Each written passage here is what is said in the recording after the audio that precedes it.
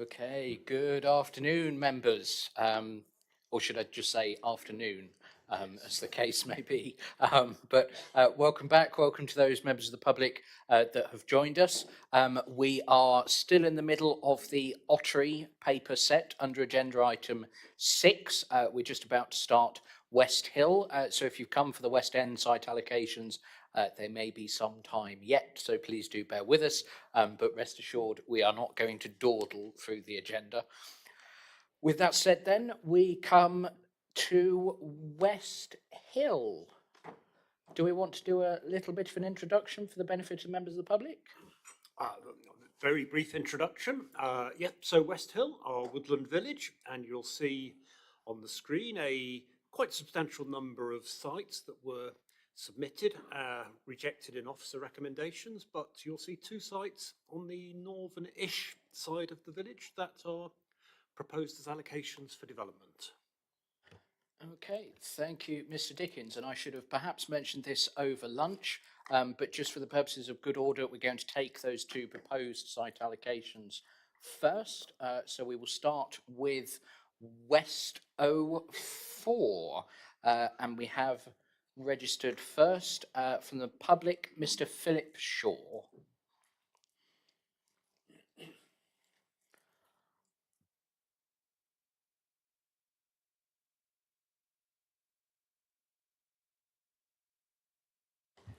Good afternoon. This is a site with a history of a failed previous application and appeal for 2 houses. It's obviously impossible to go into any detail in 3 minutes as to why this site should not be allocated, so I shall just briefly touch upon access and density. I note a photo is provided in today's documents depicting an unobstructed view of a gate leading into a green field. This is not the reality of the situation.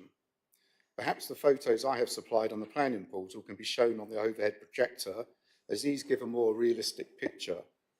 Windmill Lane is a narrow, restricted road with a blind bend which must be approached with caution due to parked vehicles.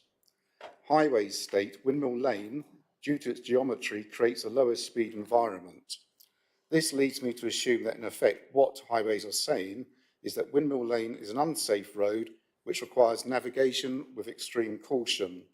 But then in turn they're asking you to conclude that this in turn makes it safe for road users.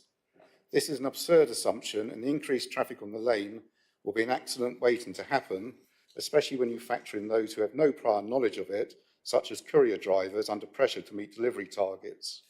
Who will pick up the pieces after the event? There are always parked vehicles on the lane, including the blind corner, partly due to various properties only having off-street parking for 1 vehicle. This lane clearly is not appropriate as an access point for a 36 property housing estate, and all local residents are astonished that it is even being considered. In the original assessment, it stated this site would have a maximum yield of 25 dwellings.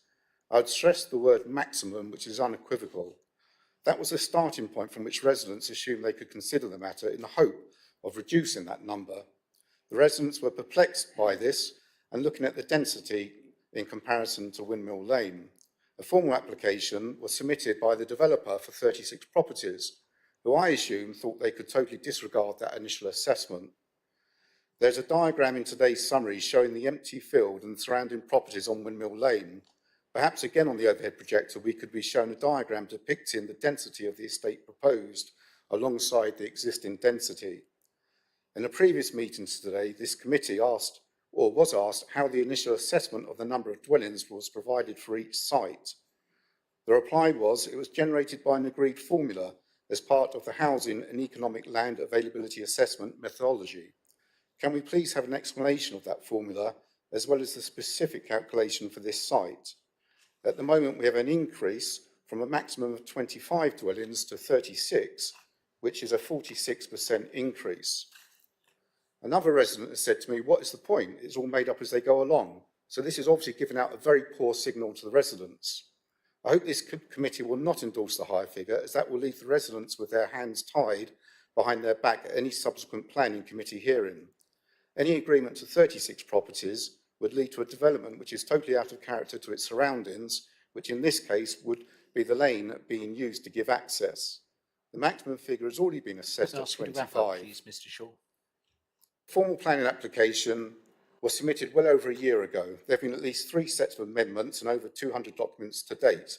This suggests this site is not as straightforward as the brief summary prepared for this meeting would surmise. I would ask this committee not to include this site in the local plan and certainly not endorse the figure of 36. Perhaps all decisions should be left to a formal planning committee when hopefully more time can be given to what is a very important decision affecting the existing residents of Windmill Lane and the whole West Hill community. After all, surely we're almost at that point, bearing in mind the formal planning application was lodged in June 2023. Thank you. Thank you. Sorry, the microphone, please, somebody. Thank you.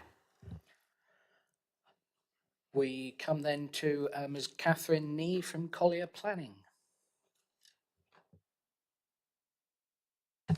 Thank you, Chair. I'm Catherine Nee of Collier Planning. I'm speaking on behalf of Strongbourne Homes, who control this land.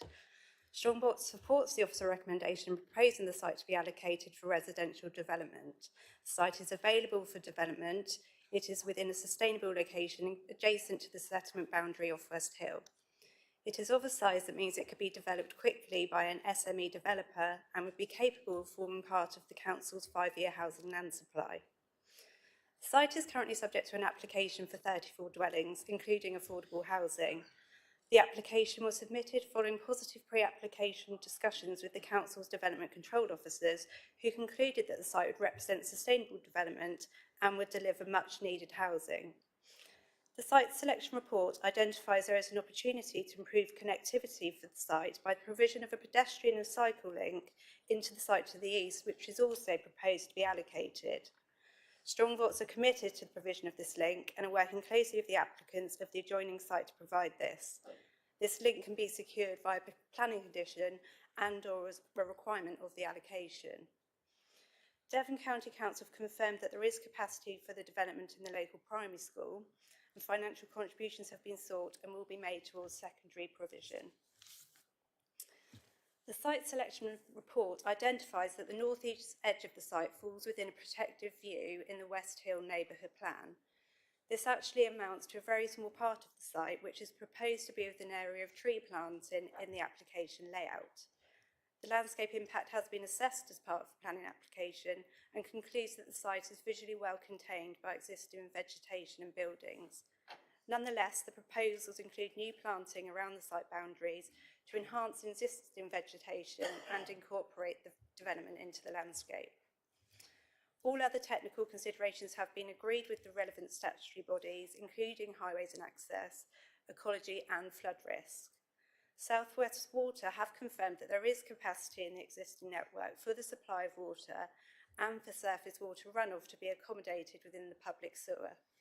Modelling work is ongoing to determine whether the foul sewer requires upgrading and a condition would prevent the development being occupied prior to adequate provision being in place. Development of the site will also help to resolve a localised surface water flooding issue. The technical work undertaken in support of the application has informed the detailed proposals for the site, including the site's density. It has demonstrated that the site is suitable for residential development of a scale in accordance with the proposed allocation. The matters raised in the site selection report, including connectivity, landscape and education, have been addressed. We therefore request your support for the officer's recommendation for the site to be allocated. Thank you. Thank you, Ms. Nee. And for members, worth bearing in mind that many of the issues you've just heard about are a matter for planning committee and not for today. We're concerned with the principle of the allocation, even though the application itself might be illustrative in some respects for that. We come then to Councillor Francis Pullman from West Hill Parish Council.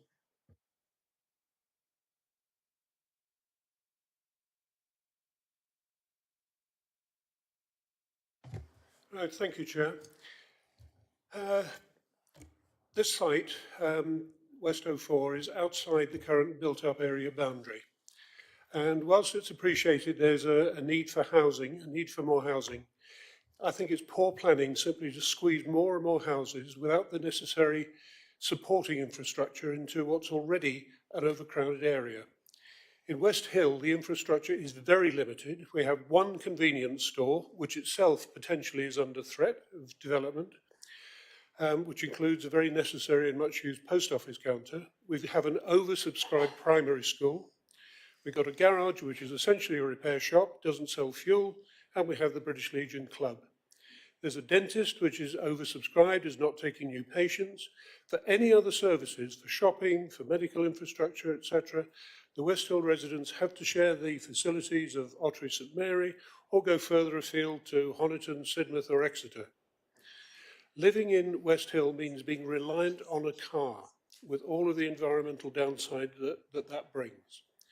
On this particular site, the walk to the school, the local school, is a long walk, and it's down roads, narrow roads with no pavements. The bus service into Ottery and Exeter runs on an hourly basis, but it's only really accessible to residents in the northern part of the village. It's not accessible to most of the village. Given the fact that cars are really essential to people who live in the area, the access onto this site along Windmill Lane is totally inadequate. It's narrow, and of necessity it has cars parked on the road. Adding another 36 dwellings with one or maybe two cars per dwelling will create congestion, significant inconvenience to residents, and it'll also mean a great deal more traffic trying to join the B3180 at peak times, which will also contribute to congestions. A key concern that we have is that many of the residents of Windmill Lane are already suffering from local flooding caused by surface water runoff. This is from what's currently a porous green field. When that area is built over with non-porous surfaces, there's a considerable risk of worsening that surface flooding problem, and the developers must have robust plans to manage this problem. We mustn't allow it simply to worsen the existing problem for the current residents. West Hill Parish Council objects to this site allocation as it makes the village unsustainable by increasing use of cars, it creates road congestion, it puts further demands on the limited infrastructure of West Hill, it potentially worsens the surface flooding problems that are already being experienced by residents of Windmill Lane, and it will also put more pressure on the sewage disposal system, which we know is already shockingly inadequate. Thank you. Thank you, Councillor Pullman. Could you turn the microphone off, please? Thank you. Councillor Jess Bailey. Thank you. I think that West Hill is being allocated too many houses. I think it is inconsistent with the spatial strategy. So there's, looking at this, there's 66 houses. West Hill has been classified as a Tier 4 settlement. So as a Tier 4 settlement, there should be limited development to meet local needs. And in other villages' reports, there's reference to, being too many sites being allocated, which is inconsistent with the spatial strategy, but that same principle hasn't been applied to West Hill. And I really do actually think that West Hill is not a Tier 4 settlement. I know we discussed that. But if you look at it, and I know that the response has been that it's a more nuanced approach, that if it doesn't have 7 out of 10 local facilities, then it can still be a Tier 4 settlement. But when you look back at the report from July 21, it does need to have 7 out of 10 local facilities. And the only exceptions that were made were Broadclyst and Exeter. So I really don't think that it is a Tier 4 settlement. I really do think that 66 houses is too many. There's no playing field. King's School is full. And also the nature of West Hill means that, well, we've already had quite a lot of development. And the nature of West Hill means that we have a lot of windfalls. So on top of whatever's being allocated, undoubtedly there'll be additional windfalls, more than in other places. And I suspect that West Hill has more windfalls than anywhere else, probably in East Devon. So I'm opposed to this allocation for 36 houses. The road is completely inappropriate. It's not a sustainable location, and I won't be supporting the allocation. Thank you. Thank you, Councillor Jess Bailey. Members. Councillor Blakey. I'm going to take the opposite view, I'm afraid. I support the proposal from the officers on this. It looks to me like a completely adequate place to develop. The proposed development, if we take the planning application particularly, which is for 34 dwellings, that's just under 16 per hectare, which is hardly dense. It's quite well spread. And I think provided that when the planning committee come to have a look at the detail, that items such as surface water flooding and so on are addressed, I'm sure they will be. It seems to me to be eminently suitable, so I would like to propose it as written in the report. Okay, thank you, Councillor Blakey. Is that seconded, Councillor Howe? Yes, I will second, but at the same time, I also need to ask Mr. Freeman a question. Obviously, it's been raised, the allocation of 36. We all know it's the standard method, but just to clarify, the density in this site, if it's approved, would have to be a full planning application, and are using the statistical, of approximately 36 houses is meaningless to that planning application. Is Mr. Freeman, could that be a fair assessment or not? Yes, through Chair, that's correct. I mean, we state a number in the plan, but if an applicant wants to apply for more or less than that, we have to consider that application on its merits. If Matt could switch to HDMI 2, I can show you the layout plan of the application that's before us at the moment. I'm not sure how clear that is. I have to make that a bit bigger. So that is the 34.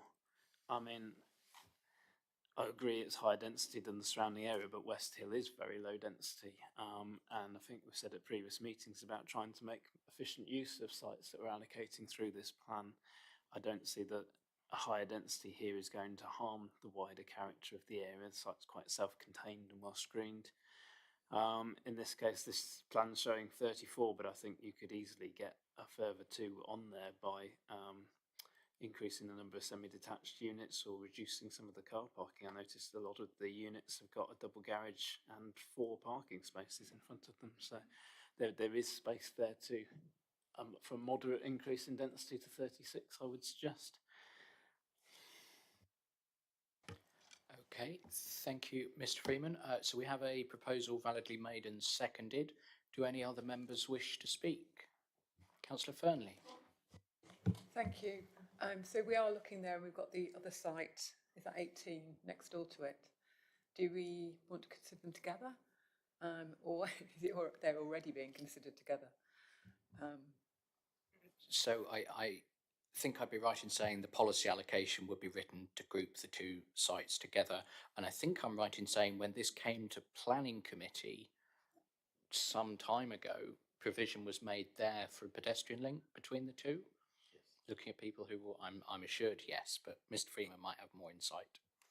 Not really, but I think there is some merit in considering the 2 together, because I think if you link the 2 by a pedestrian link, it does create a better pedestrian link to the services and facilities at the heart of the village than you would otherwise from this site. Okay, thank you, Mr. Freeman. Do any other members wish to speak? No, okay, in which case then the proposal from Councillor Blakey, seconded by Councillor Howe, is to allocate site West 04. All those members in favour, please.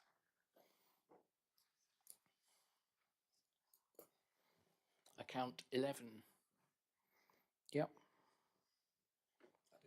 Yep, okay. Those against? 1, and those abstaining? None. Okay, the proposal is carried then. And we will do the next site proposed for allocation at next door, West 18. Next, and we have Mr. Simon Tofts from Blue Cedar Homes. Thank you, Chair. Blue Cedar Homes support the selection report relating to this site, which allocates the site for development. Your officers have carefully assessed the ability of West Hill to accommodate some additional development, as well as the suitability of each site. This site is a logical one, with development on 3 sides and is available now. There is a current outline planning application on the site with a committee resolution to grant consent from October last year and an agreed Section 106 agreement which is ready to sign. The site is not protected in landscape terms and there are no technical objections, including from highways or drainage and indeed South West Water. Therefore, this site is truly available, suitable in all respects and deliverable now. It can come forward in the early part of the local plan. I hope you can endorse the suggested site allocation. Thank you. Thank you, Mr. Tofts. Councillor Pullman.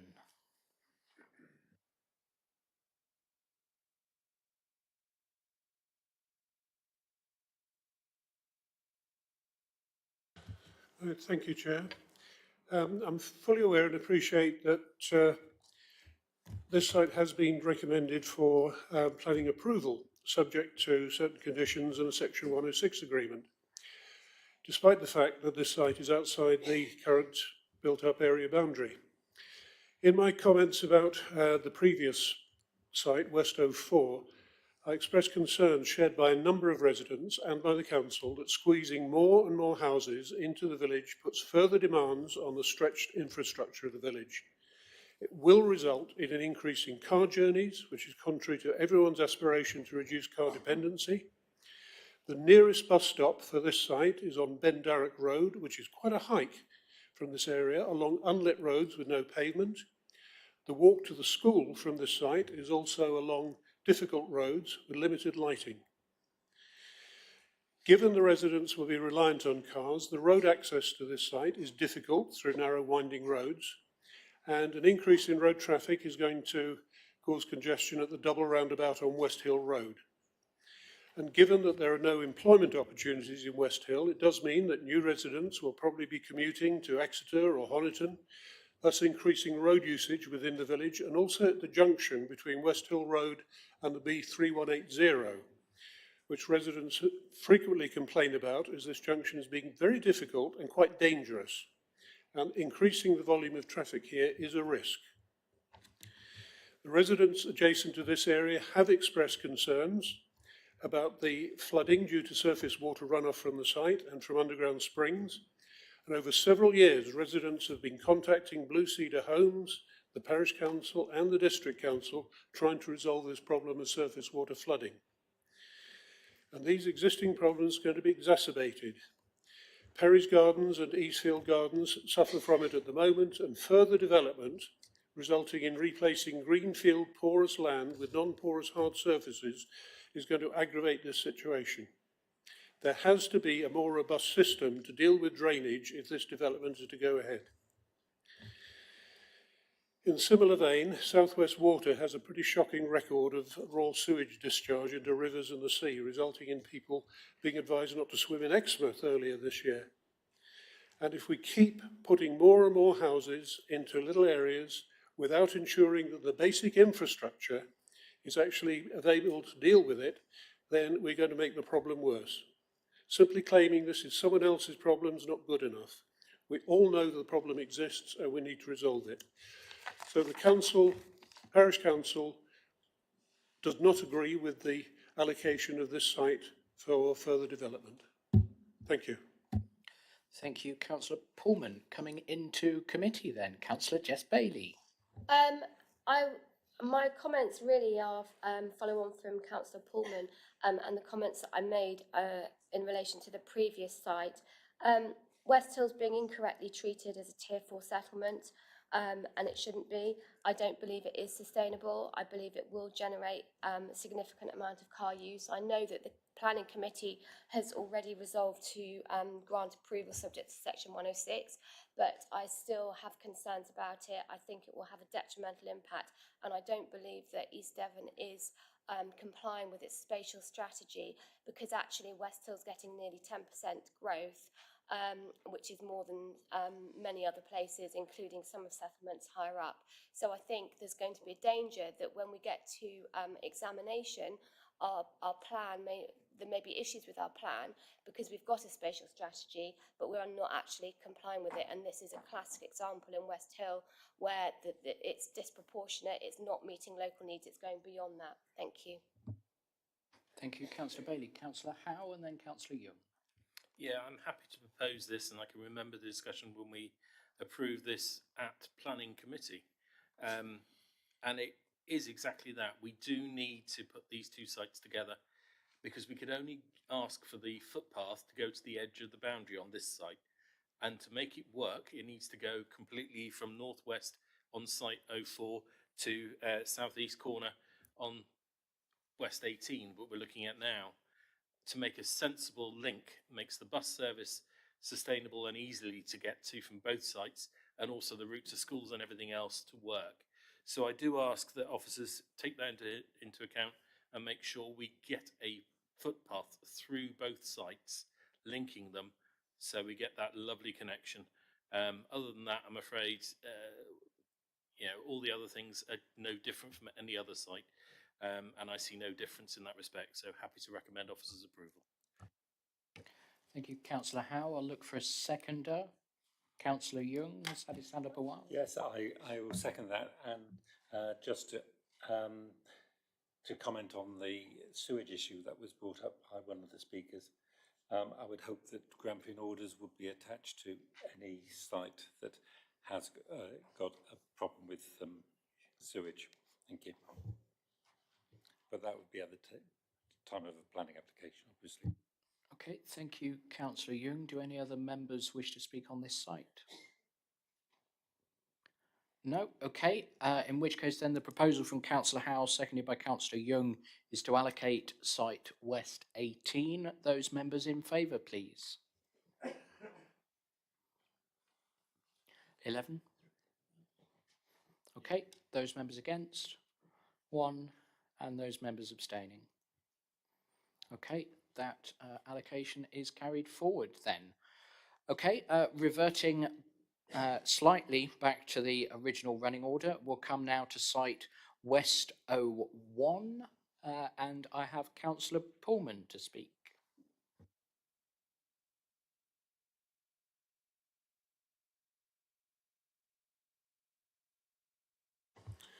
Thank you, Chair.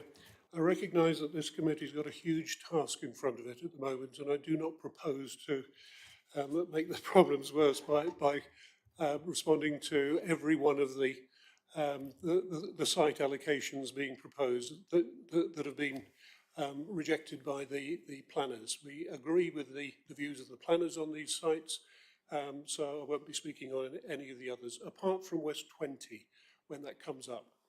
However, as you quite rightly kept me to my 3 minutes earlier on today, I would just like to raise one issue where, as West Hill Parish Council, we're slightly concerned that sites GHED 23 and 24 seem to have vanished. They're actually within the West Hill parish boundary.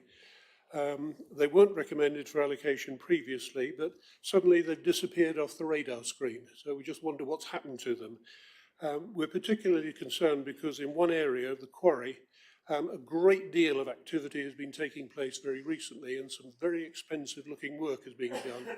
So we just want to find out what's happening on that score. But that's it. Yeah, okay. I'm aware of this as an ongoing issue. GHED 23 and 24, my understanding is, don't appear in any of the papers because they were sifted out. In as much as they were considered so unacceptable in planning terms that they're not even worth committee considering. Have I got that right, Mr. Freeman? Yes, basically they were. So I think these were the sites out on the western side of Ottery St Mary, which were so far out of the town they didn't meet the criteria in terms of sites. The eastern side of West Hill. Or the eastern side of West Hill, yes. So yes, so they're not included in the papers. They were included in the working group papers, which I think is what's caused some confusion, just to show what had been sifted out. But we decided not to include them in the papers for the committee to avoid confusion, and in so doing seemed to have caused some confusion, I think. We are of course aware of the works taking place there, and that has all been investigated by an enforcement officer who's taking appropriate action. Councillor Jess Bailey. Can I just ask then that when the next version of the plan is published, that they're shown as sifted out, because there's an inconsistency with some sites that are sifted out being shown in various reports in blue, but those ones just disappearing. And I think particularly with the works, the very extensive works that have been going on for months, which I've been reporting, I think we just need that reassurance that they definitely have been sifted out. So if that could be shown in the next iteration of the local plan, that would be appreciated. We can certainly take that away. I think the appearance of some of the blue sites in some of the maps is accidental, not deliberate. Mr. Freeman. Yes, the intention wasn't to include the blue sifted out sites, but they've snuck into some of the reports by accident.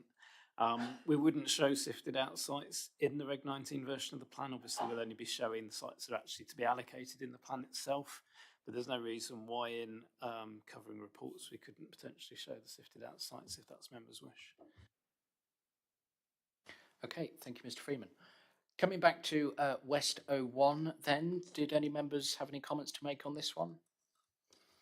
No, in which case I'll propose from the chair that we move on from West 01. All those members in favour, please. That's unanimous. Okay, we're now going to take West 20, the other site that Councillor Pullman wished to speak regarding. So, Councillor Pullman, your 3 minutes.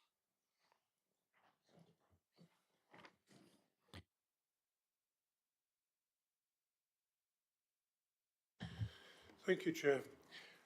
We are concerned about this particular site. It lies quite a long way outside the built-up area boundary, very rural and very remote from the centre of the village. Access between the site and the village is very, very poor. It's via a very steep, narrow, unlit road with no pavements. And when I say it's steep, it really is a very, very steep hill. It would take an Olympic cyclist to be able to ride up it, and you need to make sure your brakes on your bicycle are very good to come back down. Also, the road does go through quite a sort of dark, dense, wooded area. And if there was any prospect, if anyone thought that children could ride from this site to go to school, I would not allow a child of mine to do that. It's just, in my view, too dangerous. The site contains a lot of mature trees covered by TPOs, and really it is totally unacceptable in terms of development. It has had quite a long history of applications and appeals. All previous planning applications have been approved, including recently a PIP application. So I would just like to reinforce the fact that as the Parish Council, we totally and utterly reject this one. We think it's totally unreasonable to try and develop this area. Thank you. Thank you, Councillor Pullman. And just to emphatically respond to that, I will propose from the chair that we move on from this site without any further ado. Do any members wish to speak? No? Okay, in which case you have the proposal to move on. All those members in favour, please. That's unanimous. Okay, the remainder of the West Hill sites are all not proposed for allocation, and there are no public speakers registered. So in view of time, members, does anybody wish to speak on any of the rest of the West Hill sites? Councillor Hayward, very quickly. It's just a question. So again, I'm very mindful of Councillor Bailey's points about West Hill and the pressure it's under, but we've just looked at 4 and 18 combined and had representations from a resident about the access from Windmill Lane. So could the officers just explain to me why 2 and 3 have been specifically disregarded when effectively that would, if you viewed all of them as a master plan, and I'm not advocating them at this point, but just explain why, given that they allow access from a good road, primary road, and do away with the need to go down Windmill Lane from Ben Darrock Road, why they've been specifically disregarded.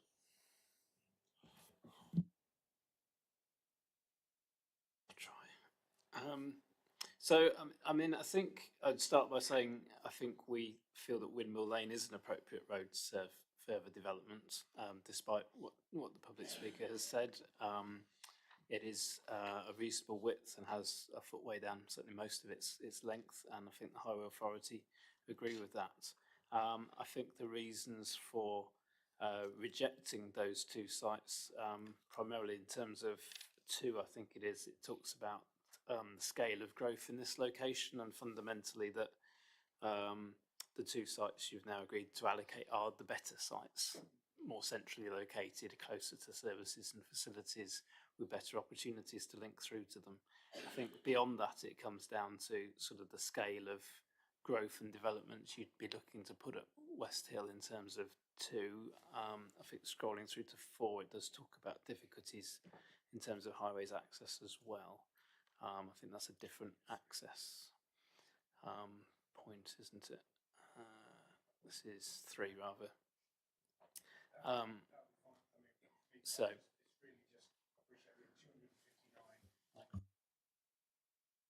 officers have suggested, and we've moved forward, I think, with 66. So just covering it, because from, looking from the outside, that's, is a route in, and the land doesn't seem particularly worse than what we've just allocated. But thank you for your clarity, and thank you, Chair. I'm happy to go along with you. Okay, thank you, Councillor Hayward. Thank you, Mr. Freeman. In that case, then, I will propose from the chair that we move on from, and bear with me, sites West 2, 3, 7, 8, 9, 14, 15, 16, and 19. So all of the rest of the West Hill sites that we have not already considered. We do have to vote on each of them in turn, so members, get your arms warmed up. Starting then with West 02, the proposal is to move on. Those members in favour, please. That's unanimous. West 03, the proposal is to move on. Those in favour, please. That's unanimous. West 07, the proposal is to move on. Those in favour, please. That's unanimous. Where have we got to? West 07 or 8? 8. West 08, the proposal is to move on. Those in favour, please. That's unanimous. West 09, the proposal is to move on. Those members in favour, please. That's unanimous. West 14, the proposal is to move on. Those members in favour, please. That's unanimous. I should get a recording of this, really, shouldn't I? West 15, the proposal is to move on. Those in favour, please. That's unanimous. West 16, the proposal is to move on. Those members in favour, please. That's unanimous. And West 19, the proposal is to move on. Those members in favour, please. That's unanimous. Excellent. Thank you very much, members. That brings us then to the end of the West Hill sites, and we move to agenda item 6D, Payhembury. And we have first up site, I'm not going to try and pronounce the H, site Pay01. Councillor Jeffreys, we have registered to speak.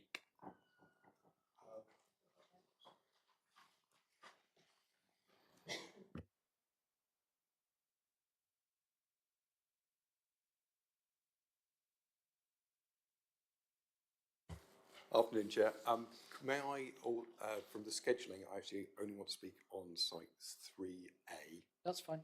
And may I ask that my parish council representative and others speak before me on that? That's fine. Thank you. Okay. So in that case, then we have nobody registered to speak for sites Pay01 or Pay02. Do any members of committee wish to speak on either of those sites? No, in which case I will propose from the chair that we move on from sites Pay01 and Pay02. So now some more voting for you, members. The proposal is to move on from site Pay01. Those members in favour, please.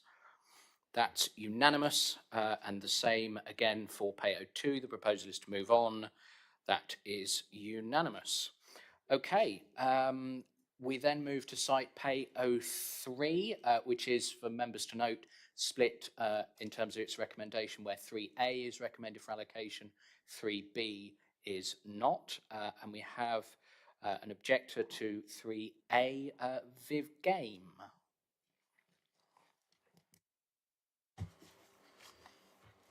The site context and constraints do not support allocation.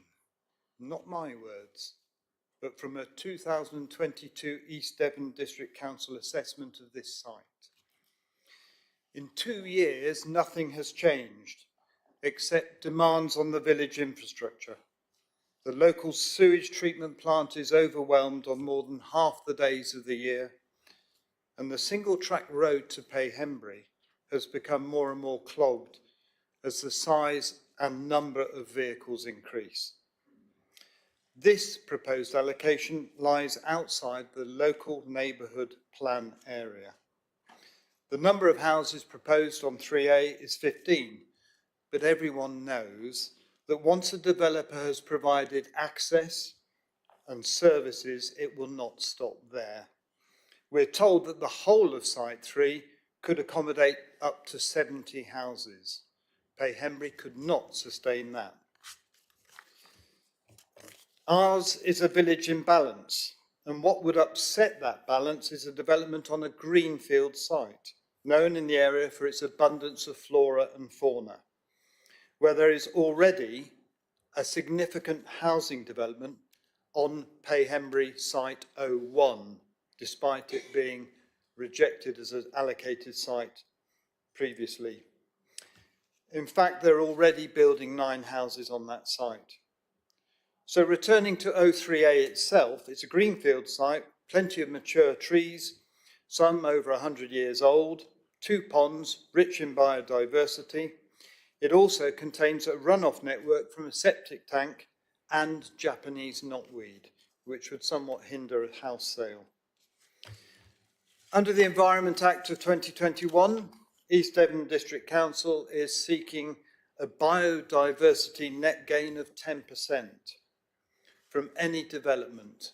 That's a measure that came into force in February of this year. 22 species of birds, 9 species of bats, and deer have all been recorded on this greenfield site. Included amongst the bats are 2 that are at risk of extinction, the barbastelle and ceratine, which use the mature trees for roosting. Bat flight runs would be disrupted. The ancient ponds contain a plethora of aquatic life. So East Devon mandates that this development must not only retain the current level of biodiversity, but increase it by an additional 10%.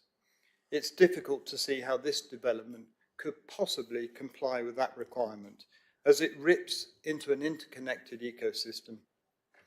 The additional strain caused by housing and hard standing, with the resulting runoff, additional sewage and vehicular traffic, and the impact on local aquifers and the river catchment, one has to agree with East Devon District Council. The site context and constraints do not support allocation. Thank you, Mr. Game. We then have Councillor Cox from Payhembury Parish Council.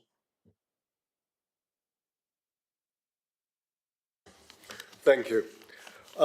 Increase of 15 is a 12% increase in the size of the village, at present 134 dwellings. We recognise a steady increase is healthy, but we're having 9 built at the moment on Payhembury 1. We also have the highest rate of Q-class conversions of any parish in Devon. The infrastructure is hopeless. Our present sewage works aren't coping. They discharged for 1,708 hours last year. A recent upgrade was planned, and they got as far as putting the portaloos in before it was cancelled. I'd like to read a statement from Penny Hammett, our headmistress. We're currently full, 104 children. We have a waiting list for particular year groups. We have 9 new homes being built next to the school, and we will struggle to accommodate any new families. We're predominantly a Victorian building which has no capacity to grow. Our classroom size is limited and we don't own a hall. Our facilities and amenities would not cope with any significant growth within the village. We belong to Ottery Learning Community, which is made up of 5 primary schools feeding into King's in Ottery. All the schools are at capacity and wouldn't be able to take any children from Payhembury that couldn't get in. The GPs and dentists are up to capacity and struggling. Transport, Payhembury is now effectively a commuter village for Payhembury. Access is by single track lanes into the village from all directions, and there is increased developments in Feniton. There is no public transport with 3 buses a week. It's 2 miles to Feniton station, down narrow twisty lanes with no footpath or cycleways. The access to the site would have to come from the main lane into Payhembury, and it's on a bend and a hill. There's no possibility of access to the north from Markers Park or Hillside. All facilities would have to come up that lane. A very large splay would have to be created to allow safe access, which would involve destruction of a considerable length of deadened bank and mature oaks. As you enter into Payhembury from the south, the development would have a high visual impact as it goes up the side of the hill. As stated, this site was not recommended in 2002, and nothing has changed. Our major worry that if 15 houses were put in with access, it would be a very small step before there were 70 plus houses. Thank you. Thank you, Councillor Cox, and Councillor Jeffreys next.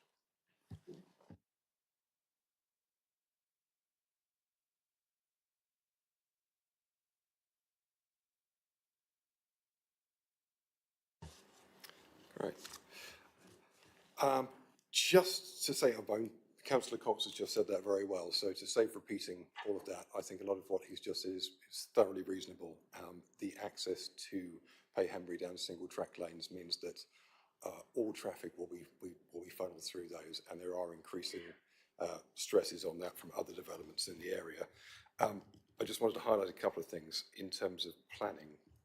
I think it's worth thinking about the Class Q developments that have happened in the area and how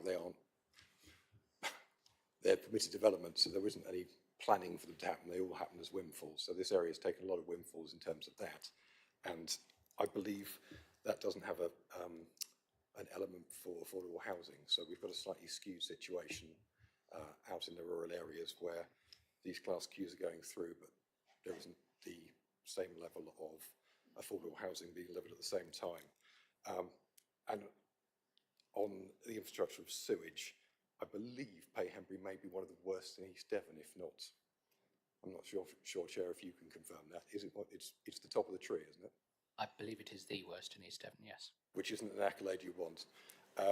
And just to also stress, being a smaller rural settlement, one gets the feeling that when infrastructure does follow development, even if that does happen, that we may well be at the bottom of the pile for that sort of thing.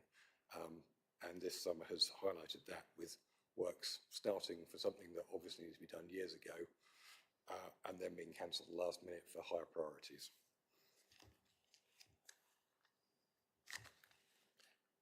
And if there's any explanation of, I think it ties in with Ottery and the Ottery schools, I just wanted to also highlight, not only is there not school places available for the children in the village, and a very low likelihood of that site being able to accommodate them, even if they did get the funding to increase that. But note that the other feeder schools for the King's School, the primaries there, haven't got space either.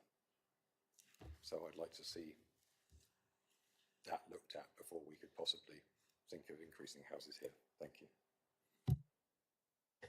Okay, thank you, Councillor Jeffreys. Mr. Freeman, is there anything you wish to comment on there?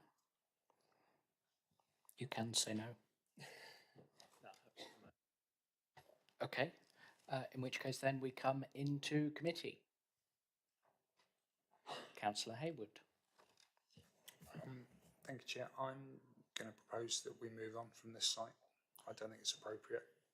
I think the points that have been made by speakers are very valid.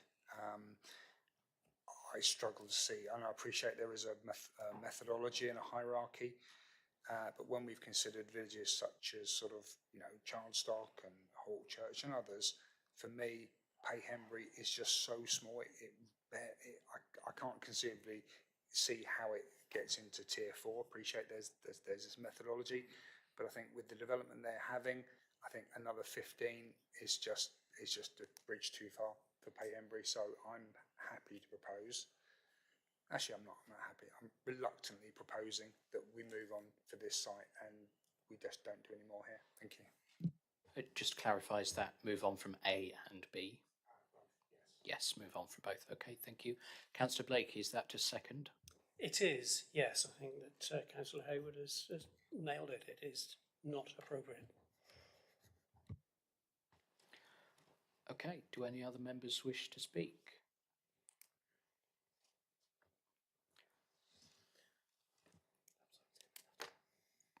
Mr. Freeman wants to say something after all. Well, I think firstly, if Matt can put HDMI 2 on, if I just show you the road. So the site is on the right hand side. You can see the existing built development that abuts the site to the right. So the road at this point, I accept is a reasonable width. It does narrow further as you go out of the village, I would acknowledge, but I don't think it's any worse than a lot of the roads we've been looking at through this process. The other thing I'd say, I think there was a lot of reference back to the 2022 assessment. That was for the site as a whole.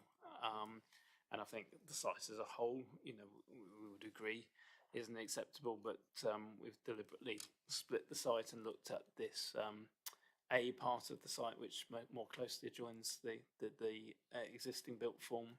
And we do feel that that can be acceptably accommodated within the village. Hear the comments about the sewage works. Those are not, accepting that the Payhembury sewage works is the worst. But there are issues obviously with sewage capacity across the districts that we know about. Those obviously need to be addressed before further development comes forward, but this is a plan for until 2042. If consent was coming forward ahead of the infrastructure, then we would certainly look at a Grampian condition that ensures that those homes can't be delivered and occupied until those works have been undertaken to provide the sewage capacity. So I don't see that as a reason for not allocating the site. It's something that would need to be dealt with through the planning application process. As are many of the other issues that were raised about biodiversity, net gain, etc. We would expect all of those things to be addressed through the detailed design of the scheme. But in terms of the principle of development on this site, I haven't heard anything that makes me think the assessment is wrong. The other thing I think I'd say, exercising Chair's prerogative, is we've heard an awful lot today about pavements and safe pedestrian access. Actually, a very, very short way further up this road, probably within Highways curtilage, there's a perfectly good pavement which runs then, as far as I can see, all the way through to services in the centre of the village, accepting that you do have to cross the road a little bit further down with plenty of visibility. Given how much weight we've put on that in the rest of the day, that to me seems significant.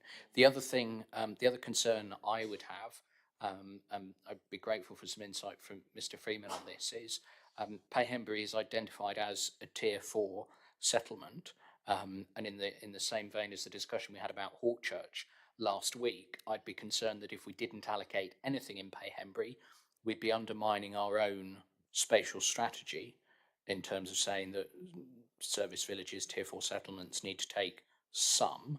Admittedly, there's a question about scale, which is legitimate, but if we don't allocate this site, are we creating broader issues for ourselves in that respect? You could argue there's an inconsistency there if we don't make an allocation in Payhembury. I don't think we made an allocation in Branscombe, but I think there was a question as to whether or not that would continue or should continue as a tier 4 settlement. So yeah, I think there's an issue there. There's obviously an issue in terms of the wider housing numbers. While it's only small numbers here, we are struggling for numbers more broadly. This would seem to be an opportunity to deliver a small number of homes that would help to sustain the community, I think. I have Councillor Bethany Collins, then Councillor Howe. Forgive me, I don't know the area completely well, but I do believe that there is now a footpath in the field that goes from Colstocks into Payhembury. Is that right? If someone could confirm that. I know it's quite recent. I don't know if... We go outside. But just to add to the, you know, all the talk about footpaths and sort of safe pedestrian access towards sort of walking routes to the school and things like that. I think we'll give Mr. Freeman a minute to check that. Councillor Howe, did you want to come in? Yeah, I mean, obviously, the residents, the parish council and ward member both raised education, but Devon County have been quite clear. Payhembury Primary School has some capacity to support development, but as it is a popular school with out of area children, this is likely to cause pushback to other primary schools. So it has capacity for people in area. And that is something we need to be careful about, of saying no to a site that has walking distance, a school that's a really good school because it's popular, but because it's popular, it's full. We need to heed Devon County's words very carefully if we're arguing against something for almost no facts behind it. Councillor Young. Hearing all the various viewpoints, on balance, I think Payhembury 03A would be suitable for this village. So I won't be supporting my colleague on refusing this. Thank you, Councillor Young. Councillor Jess Bailey, then Councillor Brown. Thank you. I personally feel that 15 is too many, given the size of Payhembury and how rural it is. So whilst I wouldn't entirely agree with Councillor Hayward, and I wouldn't entirely agree with the 15, I think possibly some, but not as many. I think that's too many. I'm sorry, Councillor Jeffries. I'm not coming outside committee at this point. Do we have clarification on that footpath? I'm not sure how material it is to decision making. No, I mean, I can't be sure from what I can see on aerial photographs and the Ordnance Survey. What I would say is, as the Chair said, I think there is an opportunity to create a safe link to the existing footpath alongside the road and provide pedestrian links through to the village. Okay, thank you. Councillor Brown, then Councillor Fernley. Yeah, this committee allocated 30 plus houses to Dunkersville that hasn't got a school. Some of the children are transported over to Payhembury to go to school.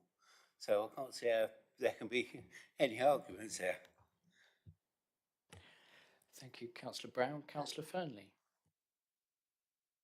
Yes, we've heard lots of arguments for and against, and we keep being asked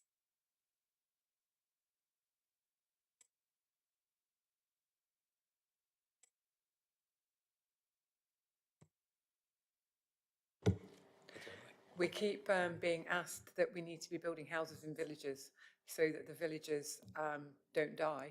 So here we have a village and we're proposing to build relatively small amount of housing. So I would be supportive of a development, maybe as Jeff Bailey suggests, maybe not quite so many, but I definitely think we should allocate this site. Councillor Blakey, you have already spoken, but I'm feeling magnanimous. That's very kind, thank you, Chair. Having listened to the debate further and the other explanations that we've had, I'm persuaded, so I'm going to withdraw my seconding.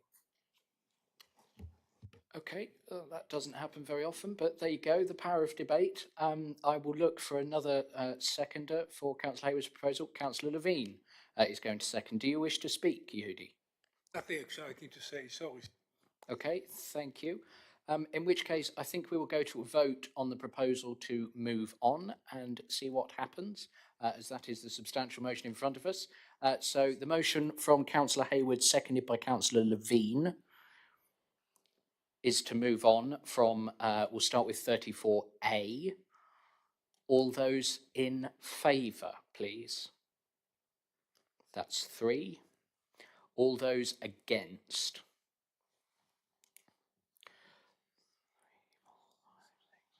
That's, I count 9. 9, okay. And any abstentions? No, okay, so that proposal fails. We'll do 34B and then I'll look for another proposal on 34A. So the proposal is to move on from 34B, the south half of the site. Those in favour, please.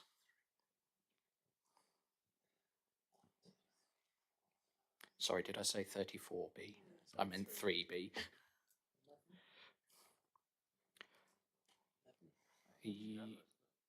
Councillor Brian Bailey, are you voting? No, okay, so that's 11. Those against? And those abstaining? That's 1 abstention. Okay, so 34B, we do not move forwards with. Do we have another proposal for 34A? 3A. Now, where am I getting 34 from? I don't know. Councillor Bethany Collins. I propose that we go with the officer's recommendation to allocate 3A. Okay, thank you. Do we have a seconder? Councillor Colin Brown, I saw first. So the proposal is to allocate site 3A. Those members in favour, please. I count 8. Those against? 3. And those abstaining? 1. Okay, that proposal is carried then. That brings us to the end of Payhembury. So we move then to Plymtree with a, may I say, packed agenda of public speaking. We start then with, you've gone, there we go, Plymtree. There we go. Anything you wish to say in introduction, Mr. Dickens, or shall we dive straight in? Dive in. Okay, very good. We start then with site Plym 01, and we have up first the landowner or promoter, Mr. Dan Rogers from Bell, Cornwall. Welcome back, Mr. Rogers. Good to be here. Thank you, Chair. Actually, with this site, I can wrap up both my comments for Plym 01 and Plym 04 in the same 3 minutes. I've been asked to be here on behalf of the landowner, who is essentially the owner of Plym 01, Plym 03 and Plym 04.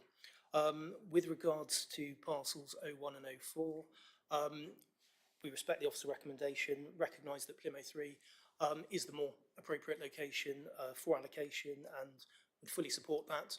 It's just really to make the point that with Plym 01 and Plym 04, they were put forward as their total land holdings and the ownership of the client.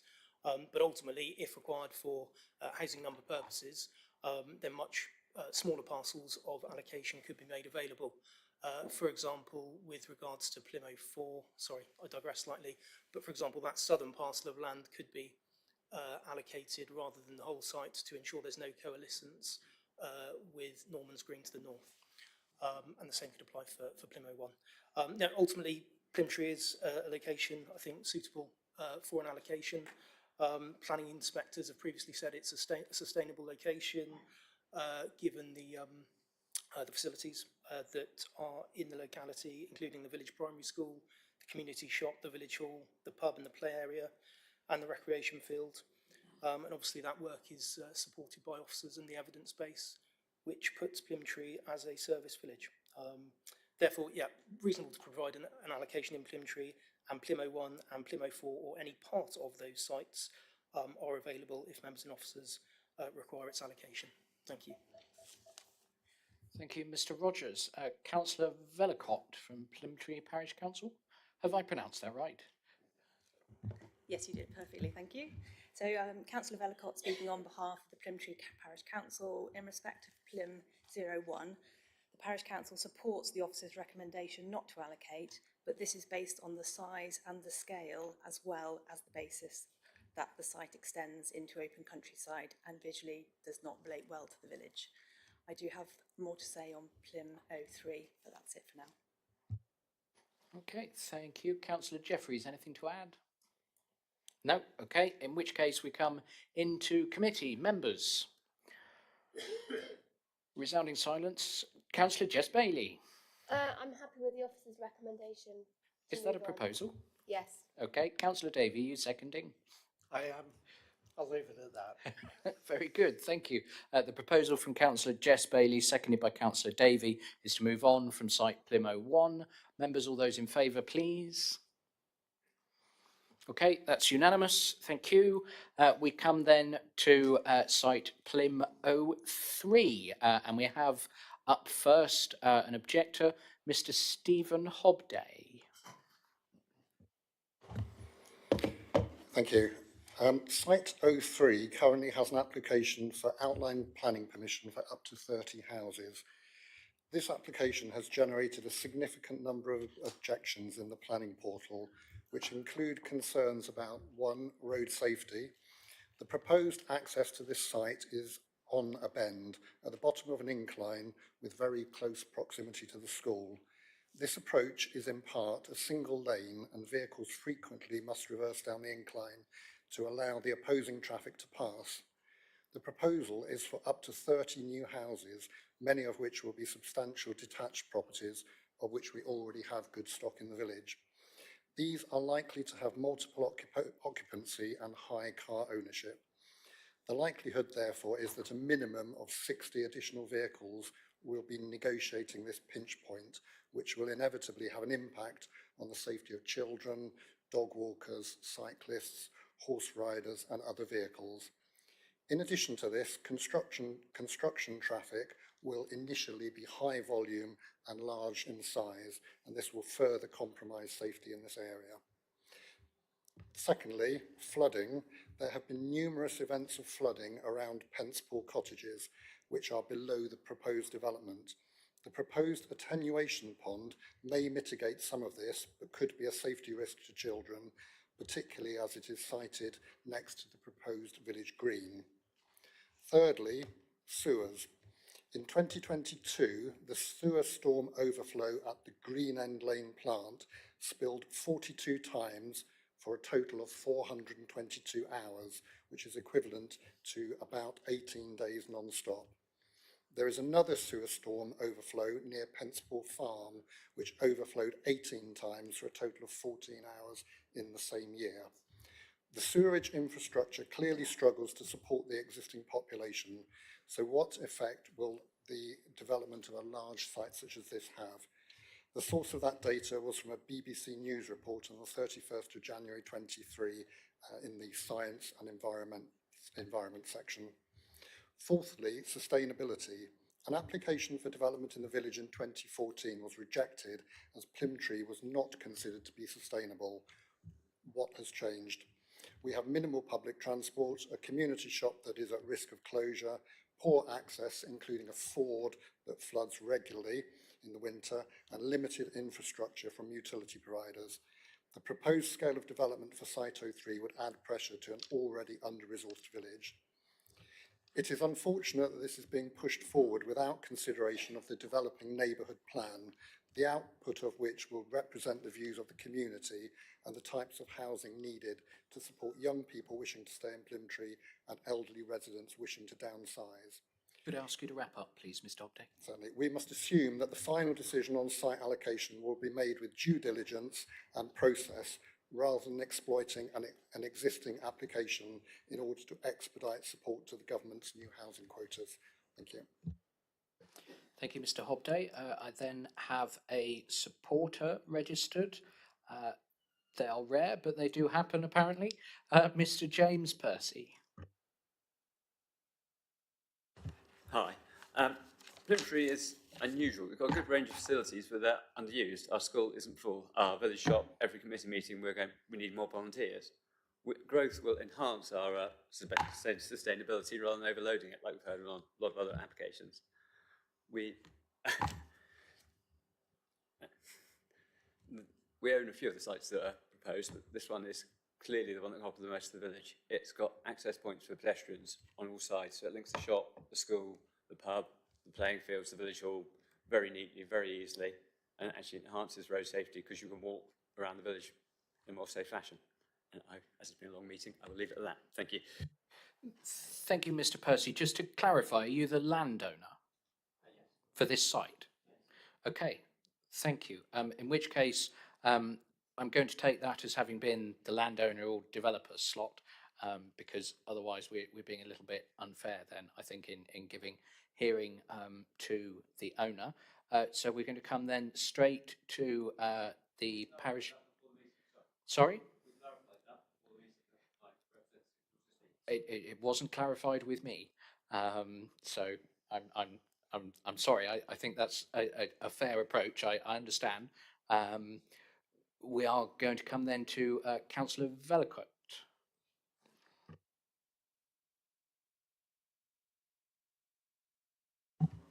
Thank you.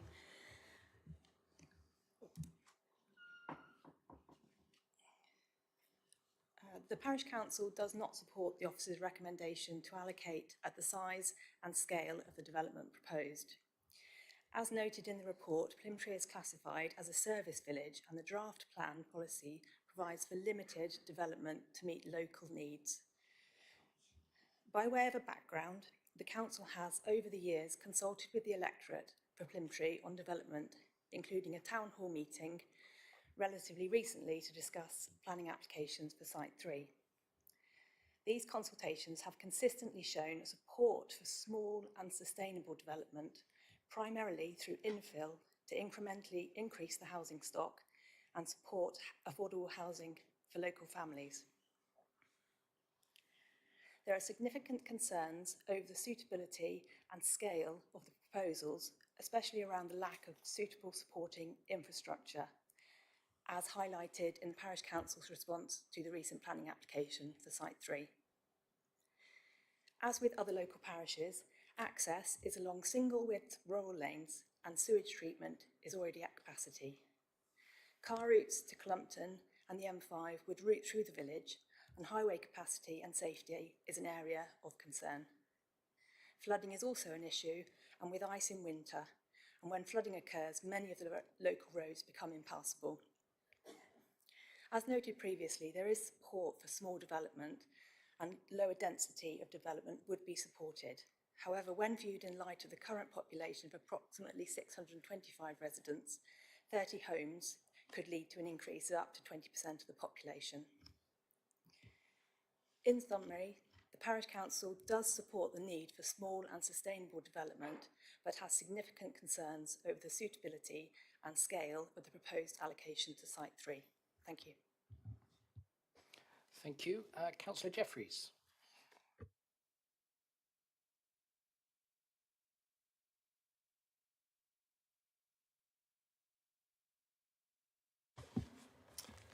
Great, thank you. I'm just probably in a similar format to the last one. A lot of these things have been said, so I'm not going to say them again. Apart from in the last one we looked at, I mentioned that the road infrastructure into these villages is not great, and the illustration, I know it was of the actual site access, but showed a quite a suburban looking view, whereas if we'd looked a bit further down the lane the other way, you would have seen the reality of the lanes, single track lanes in my ward, which is that they are very narrow, have few passing spaces, and also are degrading at an alarming rate. And to go back to the infrastructure not being fixed, especially up in the rural areas, us being the bottom of the pile, or there it feels, I felt I needed to add that to give a sensible representation of what the lanes out in the rural areas are like.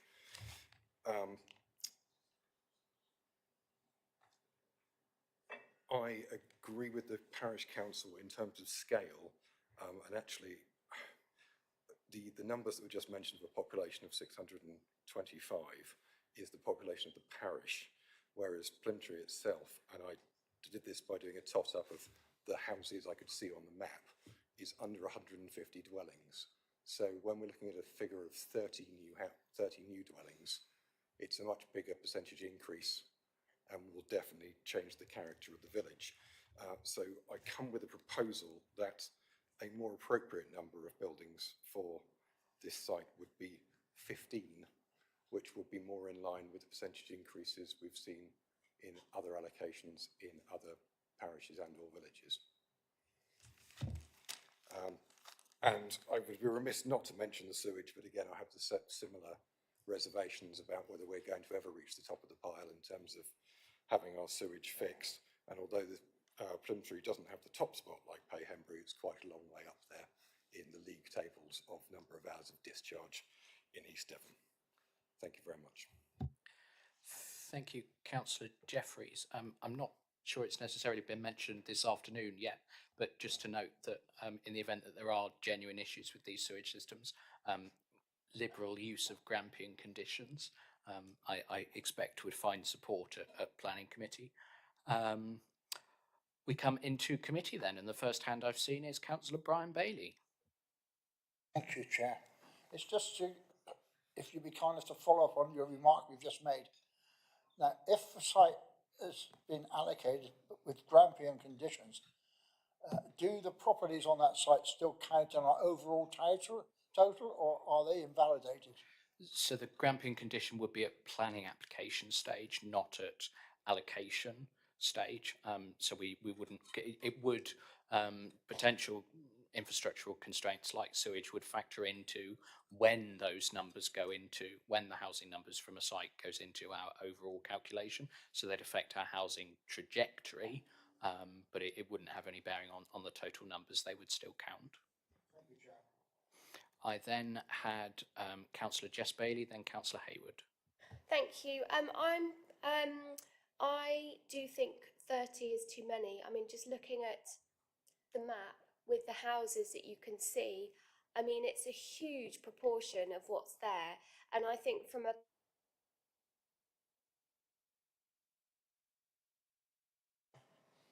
cohesion point of view, it just seems excessive to me. And I think we have to build balanced communities. And I know that it's tier 4, but I feel that 30 is excessive. So I'd be much more minded to support around the number that Councillor Jeffreys suggested of 15. I couldn't support any more. I mean, I think 15 is a lot, but you know, and I know the pressure that we're under, but I do definitely feel 30 is too many. Thank you. Thank you, Councillor Bailey. Councillor Hayward. Thank you, Chair.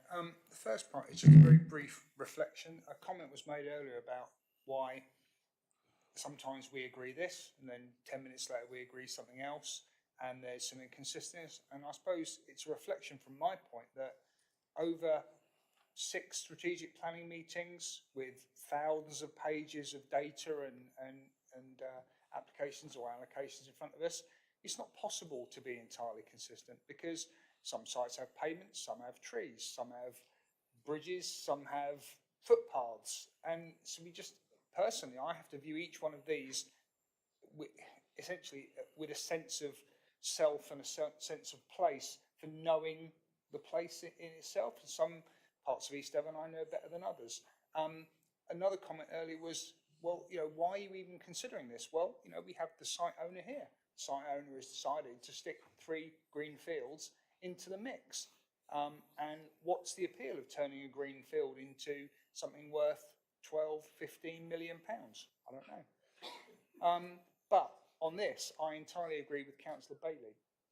30 for me just feels too much for essentially a village the size of Plymtree that has probably grown to that size over a millennia. Suddenly to add 20% to it and hope that infrastructure catches up, that, you know, that if you build it, they will come. I just think it's too much. And I know we've dealt with the bigger settlements and we're now getting into the more smaller ones on the periphery. But there reaches a point that I know we've got to find numbers, but just smacking them into villages because this thing, you've got to take your share. Some of them just can't. Some of them I don't think can sustain that level of development. And that's going to be heartbreaking for people who own the fields, but that's just my personal view, Chair. Thank you. Okay, thank you, Councillor Hayward. So if I can just take I've seen your hand, Councillor David, I'll come to you in a second. But if I can just take a straw poll, I'm getting the feeling that committee would be happy in principle to see an allocation of this location, but is not keen on the number of houses that are proposed here. And in reality, we're talking about the 30 rather than the 43, because that's what's in the planning application. So just by show of nods, if a proposal were to come forward with a lower number,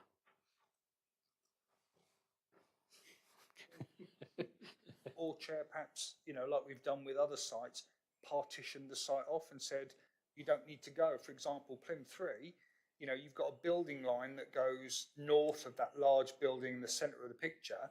Effectively, if you went north from there, you cut that site in half. That site could take perhaps 15, maybe 20, prefer 15, and that's more in keeping with what else is there.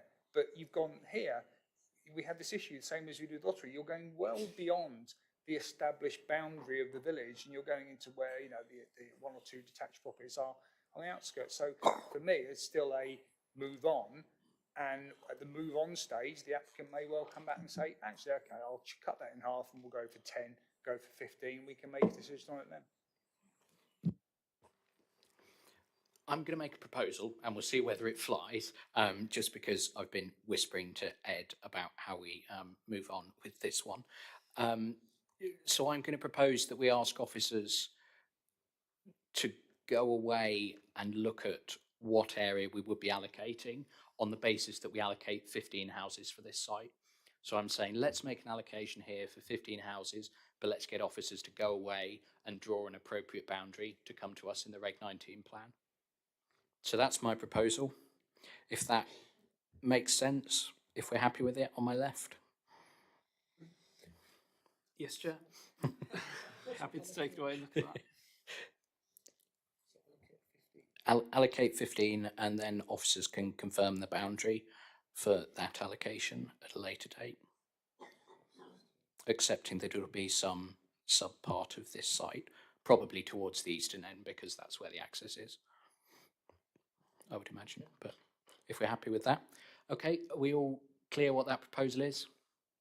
Okay, in which case then I'm going to take the speakers I have left, which is Councillors Davey and Young. Councillor Davey.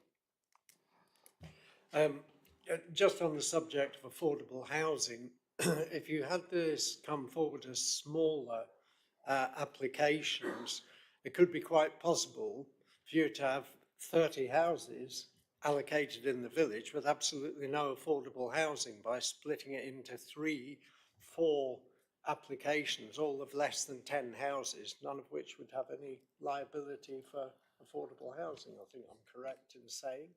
I think we'd probably see that coming and do something about well, it. absolutely, but I'm just making the point, if you want affordable housing, you've got to allow some housing.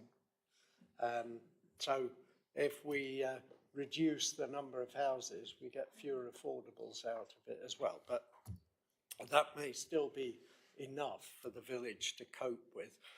I just want to say a couple of words about traffic and transport as well, because I'm so used to every time an application of any sort is proposed, we hear about the increase in road traffic. And as a proponent of active travel, that saddens me. It's true, but it makes me sad that we have to think that way. On the other hand, we also have to think if every car in East Devon was somehow mysteriously disabled tomorrow, how would you be able to cope? You know, could you actually get some fresh milk? Let's assume the delivery lorries are still running because they're electric. Yeah, I mean, the answer obviously is shared electric cars. So every village has a pool of electric cars, and it's not as far-fetched as it sounds. It is happening in some places where people have got themselves organised to do it. It does disappoint me that we always have to immediately consider the impact of yet more road traffic. And yes, I got here by car today. Yeah. I do hope that wasn't a threat, Councillor Davey. If my car doesn't work tomorrow, I know who I'm calling. Councillor Young. There'll be no planning meeting, that's for sure. Just to make clear what your proposal is for 15 houses and to move on with the other 15 that we might have to come back to at a later date. My proposal is for 15 houses and for officers to come up with an appropriate boundary, given densities in the village, and the rest of the site would be moved on from, yes. Yeah, so we could come back to it if We our may well numbers have are- to, Yeah. as is the case with all of these sites. Are we happy? Yep, okay, in which case we're going to go to a vote on that proposal. All those in favour, please. That's unanimous. Okay, we move then to Plym 04. Mr. Rogers, do you have anything to add? No, I covered it in Plym 1, thank you. Okay, thank you. Councillor Vellicott. Plym 04, the Parish Council supports the officer's recommendation not to allocate, but this is based on size and scale, not on the basis that the site would join Norman's Green to Plymtree, impacting on the separate character and identities of both settlements and the open countryside character. The view of the Parish Council is that Norman's Green and Plymtree are a single settlement. The separation is a single small field and we form a single community. Thank you. Thank you, Councillor Vellicott. Councillor Jeffreys, do you have anything to add? No? Okay. I've had Councillor Young's hand. Yeah, in view of what we discussed on the previous one, that 15 was enough. I can't see how we can propose, can go forward with this one, so I propose that we move on. Is that seconding, Councillor Fernley? Yeah, okay. Do any other members wish to speak on this site? No, okay, in which case the proposal from Councillor Young, seconded by Councillor Fernley, is to move on. All those members in favour, please. That's not, oh, no, Colin's hand was up, I just couldn't see it, so it was unanimous. We come then to Plym 05, and I have Councillor Vellicott. Plym 05, the Parish Council supports the officer's recommendation not to allocate, but this is based on the size and scale, not solely on the basis that the site is a significant greenfield site which contributes to the setting of the adjacent listed manor house and its formal gardens. It is the Parish Council view that the officer's basis for rejection is at odds with the officer's recommendation to support Plym 03. Thank you. Okay, thank you. Councillor Jeffreys, anything to add? No? Okay, in which case I'm going to propose from the chair that we move on from this site. All those members in favour, please. That's unanimous, which brings us to the end then of Plymtree. We have been going for an hour and a half. Would members like a short break? Yep, okay, we will reconvene at 15:35.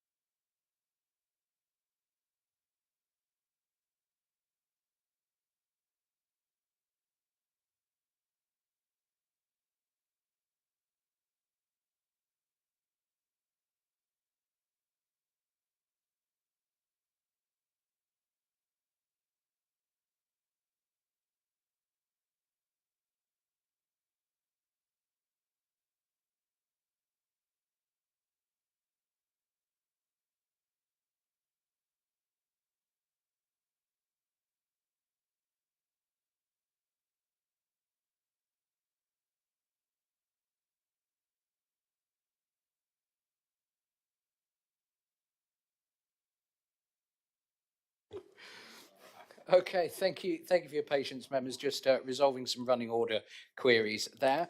We come now to Broadhembury, Tier 4 settlement in the spatial strategy, and we will dive straight in with, I'm not going to try and pronounce BRHE, so with site Broadhembury 04.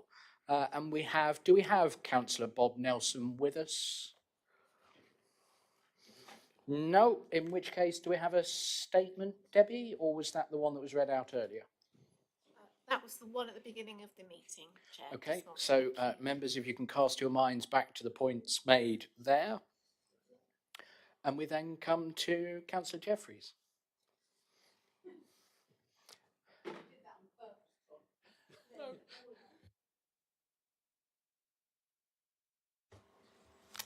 I'd just like to start with an apology from Bob Nelson for not being able to make it. He had a scheduling issue, which meant he thought it was going to be in the morning, then it was the afternoon. So apologies from him for not being here, and I know he would have liked to have made it, and just wanted to say they are putting a lot of effort into this, and just that they... Sorry, Councillor Jeffreys, I won't be the only one in the room. I can't hear a word you're saying. I'm sorry, I got told off this by the last one. I just sort of hang over the microphone bit more like this.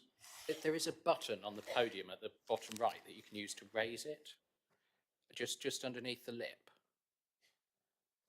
I believe it's its extent of as high as it gets. No, never mind. I'll go for the stoop again. I find myself at a slight disadvantage because I thought Councillor Nelson's statement was regarding this one and going to be read out just before that, and wasn't here right at the beginning of the meeting. Is it possible to reiterate his points that were made? Debbie, could we have a very brief précis of the relevant points? Could I just check that that covers, is that covering 04 and 09 as well? Sorry.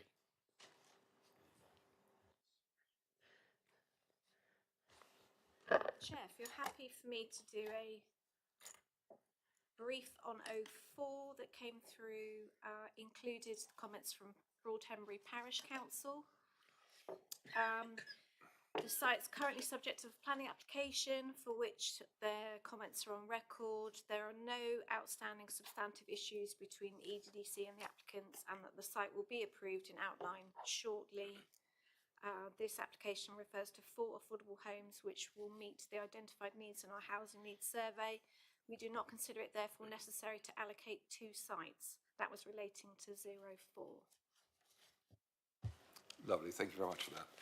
All I've got to say about Site 4 is, yes, that application is there, but also to add that that's a rural exception site, which is delivering a high, well, if it comes through, will be delivering a high proportion of affordable houses for affordable and to market rate, which I believe is pretty good compared with anything else that's available as a mechanism for building affordable houses.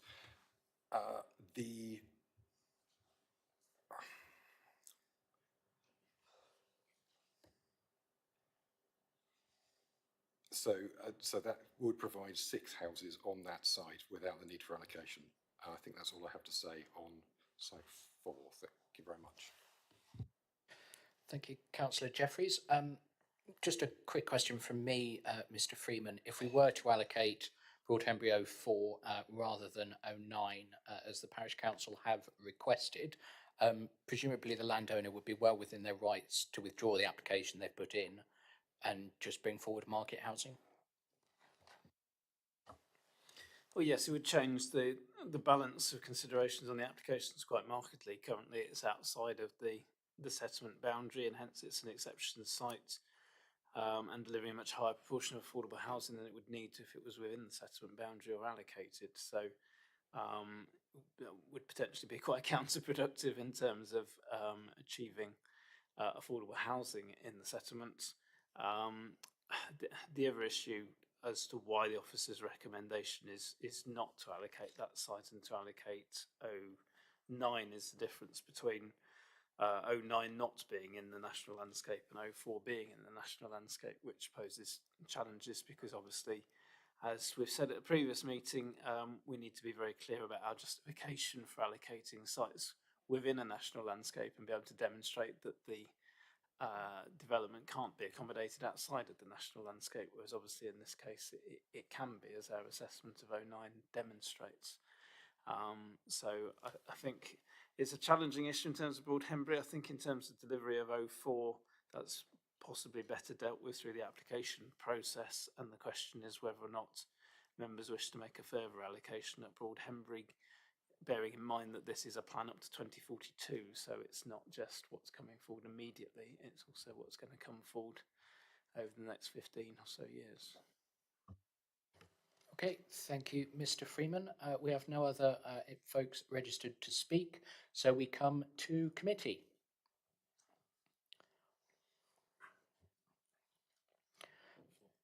Okay, in which case I will propose from the chair that we move on from site 04 for the reasons that are set out in the officer report.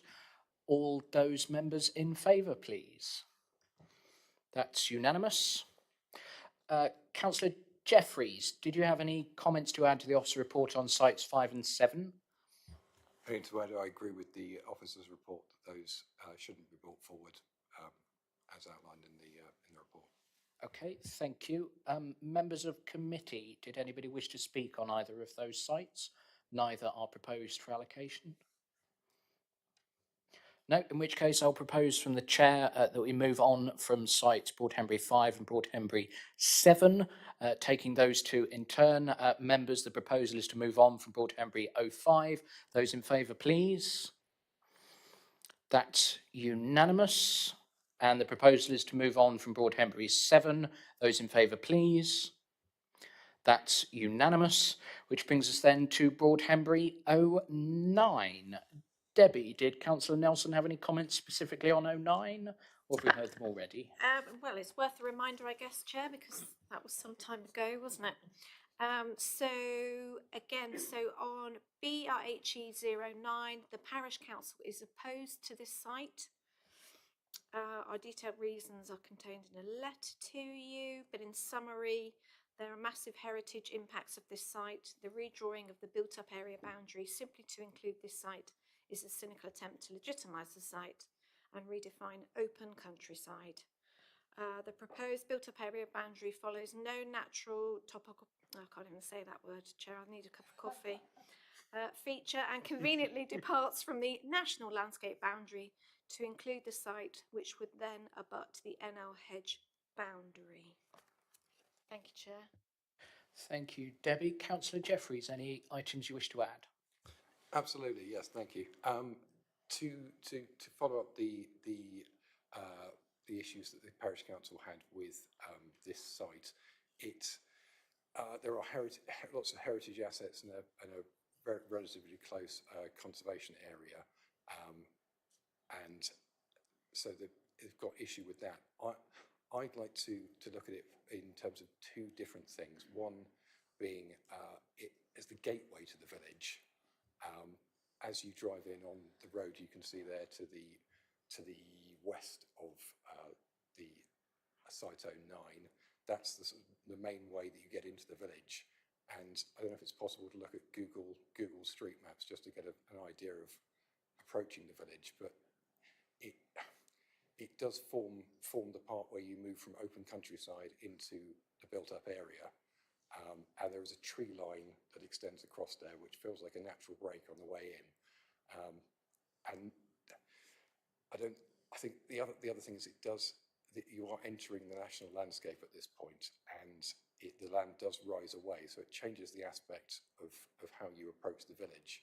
And again, we can't really see from a map, but that field gently rises up towards the village, and so those houses will be visible on that site, and would affect the character of the village, which is a very historic village, and hasn't seen strong development. And the second point is it's a very small version of this. I'm going to forget my words now. Service village. This is the smallest one out of the three that I've been representing today. Payhembury and Plymtree. Broadhembury is even smaller, and I would like to question the number of dwellings and how they're being brought forward. first of all, the lane. Mr. Freeman, could you take us down the road and into Broadhembury, please? So this is coming up to the northeast. You see the site there on your right. And then the tree line further on, just beyond the village hall, is the kind of natural break before you enter the village. Probably, again, better seen from an aerial view on, that forms an area of vegetation which defines inside the village and outside. Admittedly, the village hall is outside of that area, but as a village hall, it defines itself as such rather than part of the residential area of the village.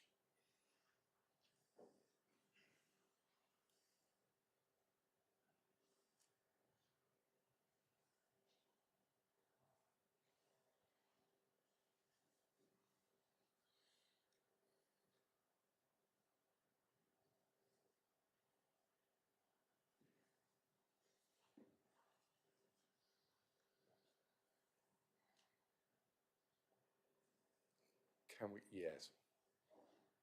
So that line of trees and the hedge line there, forming the edge of the village, as it were, and the gateway into it.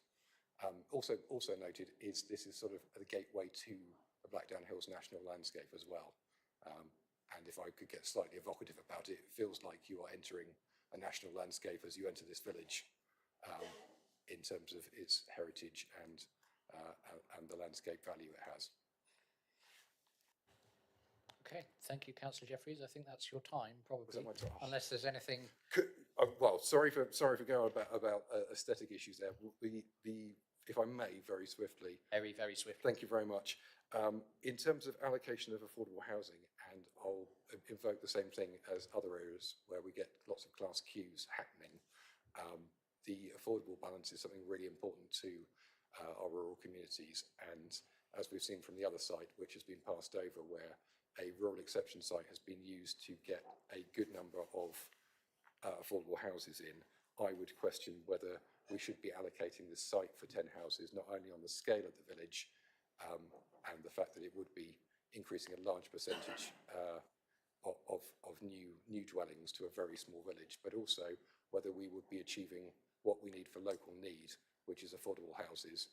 And I would like to see it passed over and given the opportunity for the village to continue with their community land trust and get another site allocated for a rural exception site, which would bring forward 60% to 100% affordable houses in an appropriate place. Thank you. Thank you, Councillor Jeffreys. I think we're probably all sympathetic to that concern, but I'm not sure we could necessarily do so and be consistent with the way we've approached other settlements in the plan, given that Broadhembury doesn't have, I believe, anything like a neighbourhood plan ready to go in terms of Regulation 14 consultation or anything similar. Not really the same thing necessarily. Appreciate the point. Mr. Freeman, anything to add on that? Well, all I was going to say in terms of scales of growth is that just worth noting in terms of size of the population. Broadhembury this is the parish, has a population of 732 compared to Plymtree, where you've just allocated 15, which has a parish population of 648. So the total of the two sites at Broadhembury would be 18 dwellings.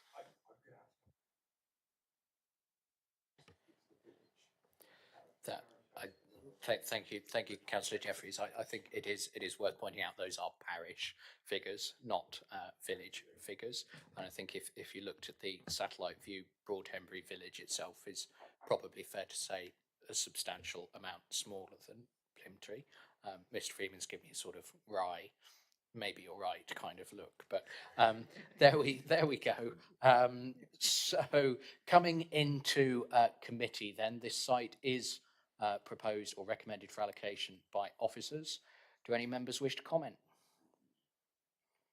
Councillor Young. I would propose that we accept the officer's recommendation. Okay. Straight in there. Councillor Blakey. Councillor Young, you need to turn your microphone off, please. Thank you. I will second that. Okay, do you wish to add anything further? I don't think so, thank you. No? Okay, thank you. Do any other members wish to comment on this allocation? No? Okay, in which case then, the proposal from Councillor Young, seconded by Councillor Blakey, is to allocate Broadhembury 09. Those members in favour, please.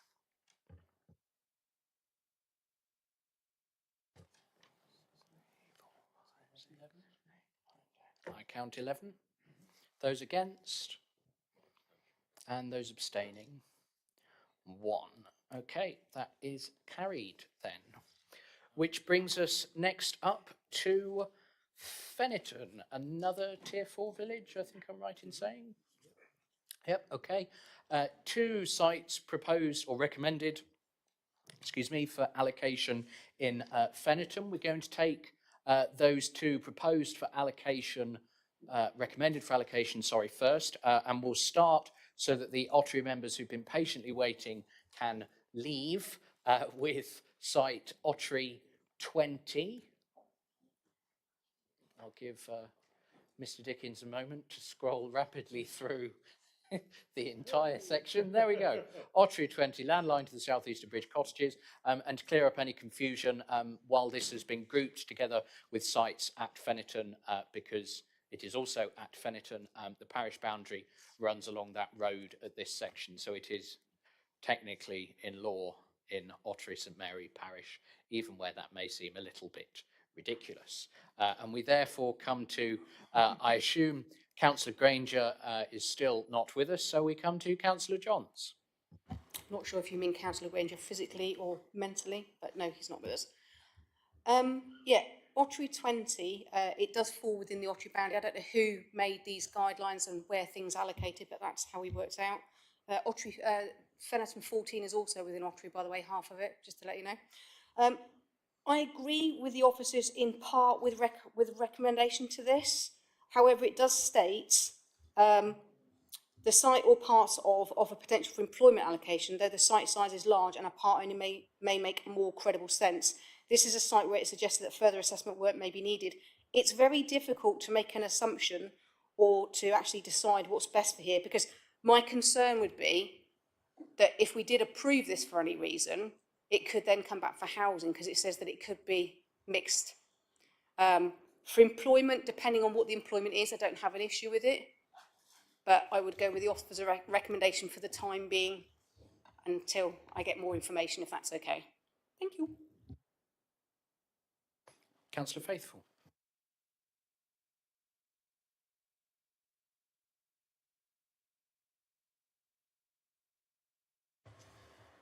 If this site is simply about a change of use for a redundant poultry house, or the use of the footprint it is set on, I do not have any objection beyond the type of employment to be permitted. I would not support a change that included stripping out the orchard and forming a major set of industrial warehouses.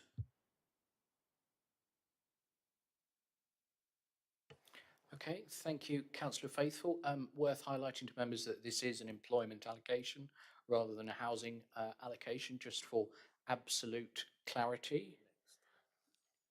I'm now informed that it could be mixed. Mr. Freeman, do you want to clarify the situation here? Well, I think the assessment focuses on employment, but it does say in the conclusions, I think the concern with it being employment use only is that it's quite a large site for employment purposes, and while a small employment site at Feniton might be beneficial in terms of the sustainability of the settlement, provide jobs alongside the housing, I think there was concern about the scale of it, as has been pointed out by Councillor Vicky Johns. I think one option would be to reduce the size of the site if members are concerned about it as an employment site, or you could make it a mixed-use site and put it as a mixture of employment and housing. Sorry, that's not clearer in the report, but I think there are opportunities either way, depending on the views of the committee. Okay, coming into, I'm sorry, Councillor Johns, we're in committee. Members, Councillor Young. Can I ask about what the trees are?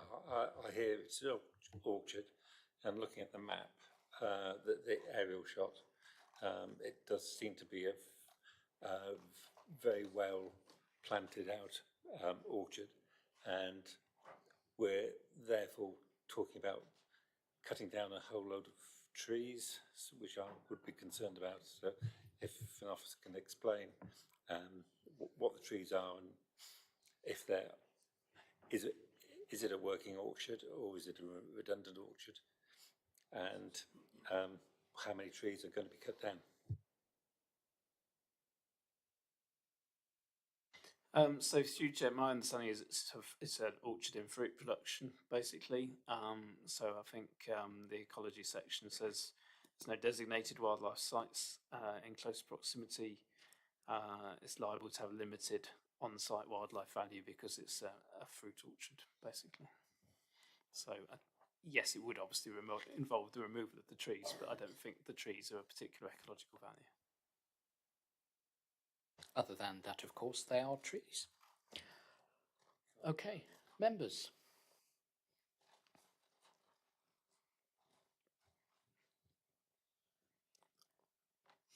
Somebody else is doing it this time. I've proposed too many. Councillor Blakey. Go on then. Yeah, I think taking into account what Mr. Freeman has said, that allocating this one seems sensible, and for the potential for mixed use rather than pure employment use. So I'm happy with those words in mind to propose it. Okay, thank you, Councillor Blakey. I'll look for a seconder. Councillor Howe, do you wish to speak? Quite happy with to second this and leave it as it is. Okay, thank you, Councillor Howe. Do any other members wish to speak? Councillor Fernley.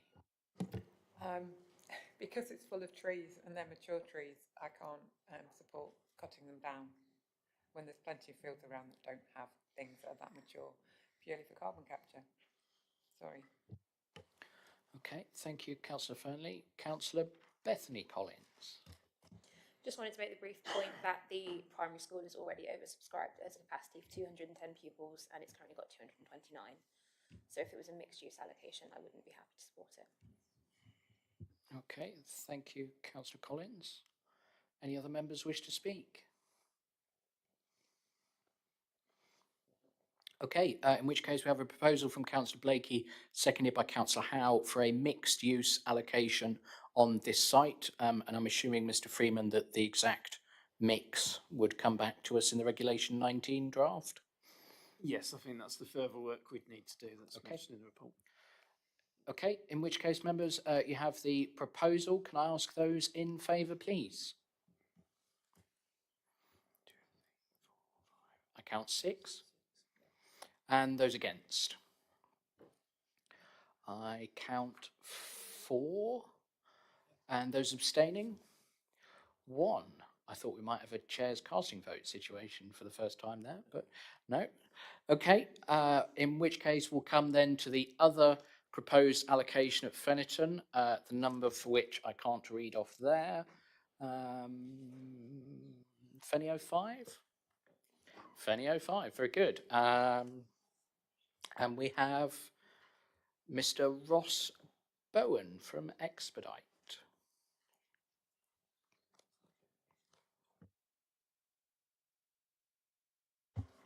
Thank you, Chairman. Yes, good afternoon. I'm Ross Bowen from Expedite Planning, speaking on behalf of the landowner. Firstly, we welcome the officer's report recommending the allocation of the site for residential use.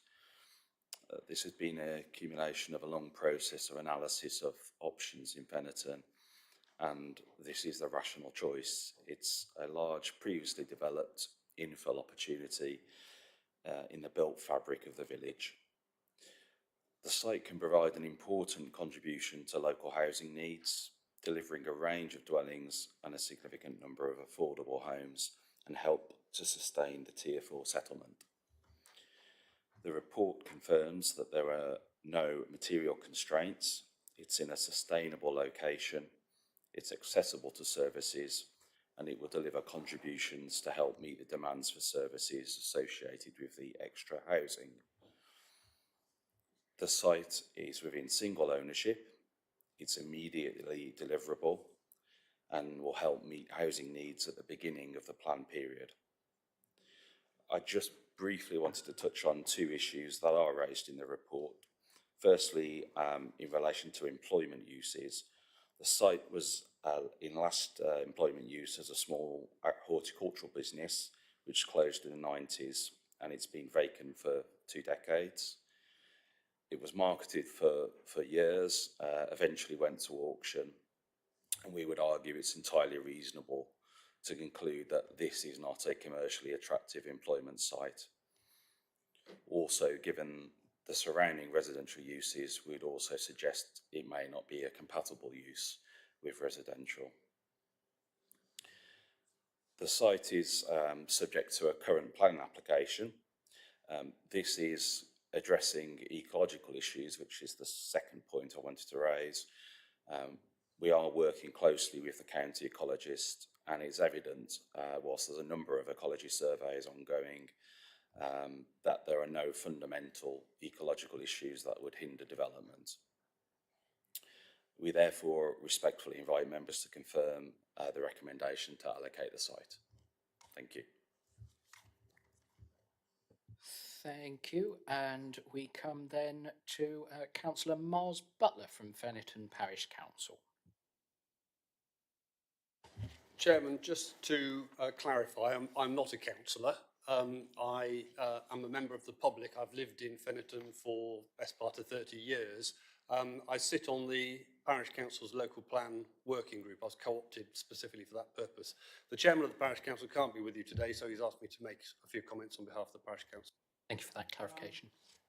Well, you'll be pleased to know that the Parish Council in principle supports the recommendation to allocate this site for housing in the local plan. It has opposed the current application for a number of reasons, and those need to be dealt with during the planning process. You will see, looking on the site plan, that a large area is shown as green and planted. That forms a buffer between the site and the railway line. The effect of having that buffer means that the density of development on the rest of the site is very high. So the council is very concerned about that density and what that does to the built fabric within the site. There are two other significant problems. The site is exactly opposite the sewage pumping station for the village. That sewage pumping station has terrible problems currently, which results in South West Water being on site many times a month to tanker away sewage, and there is a stormwater problem in the location as well. As I say, those are issues that ought to be dealt with through the planning process, as should the lack, you've heard this before, I know, on a number of other sites, the lack of a continuous footway on what is the major road into the village at this point. So with those three kind of provisos, the Parish Council would cautiously welcome this site as a housing allocation. The Council supports very firmly your definition of Feniton as a Tier 4 settlement.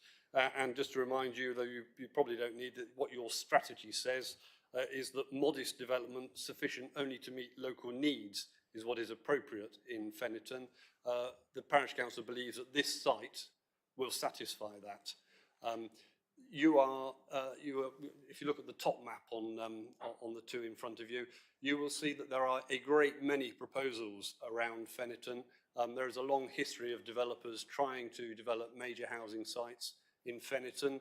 The Parish Council doesn't believe that that is appropriate in this location, and certainly would be contrary to the local plan strategy that you are developing. Perhaps, Chairman, if you give me an opportunity on one of the other sites to talk in a little bit more detail about that, I will. But the positive point is that the Parish Council sees this as the best site to satisfy that modest development to meet local needs. Okay, thank you, Mr. Butler. We come then into committee members.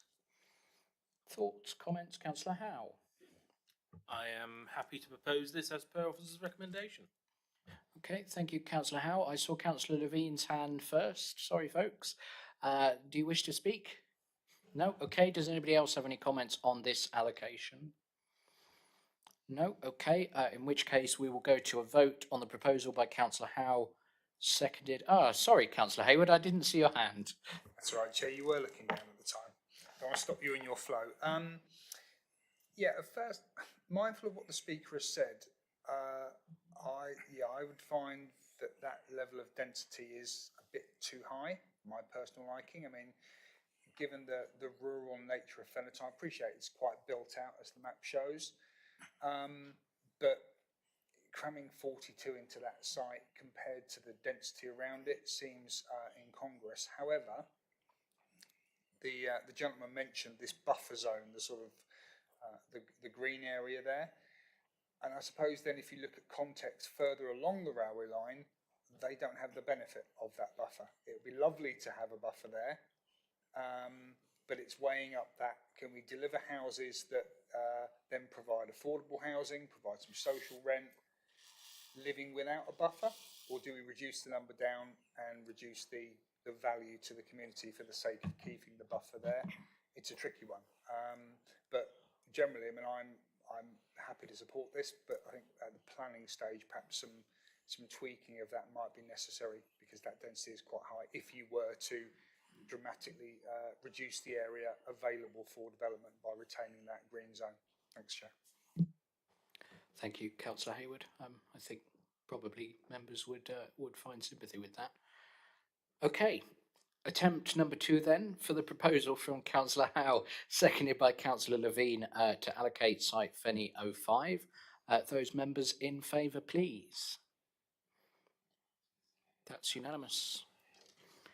Okay, we are then going to move to at the request of Mr. Butler on behalf of the Parish Council, we're going to move to GHED 38, the elephant in the room, or the elephant not in the room, depending on your perspective. Mr. Butler.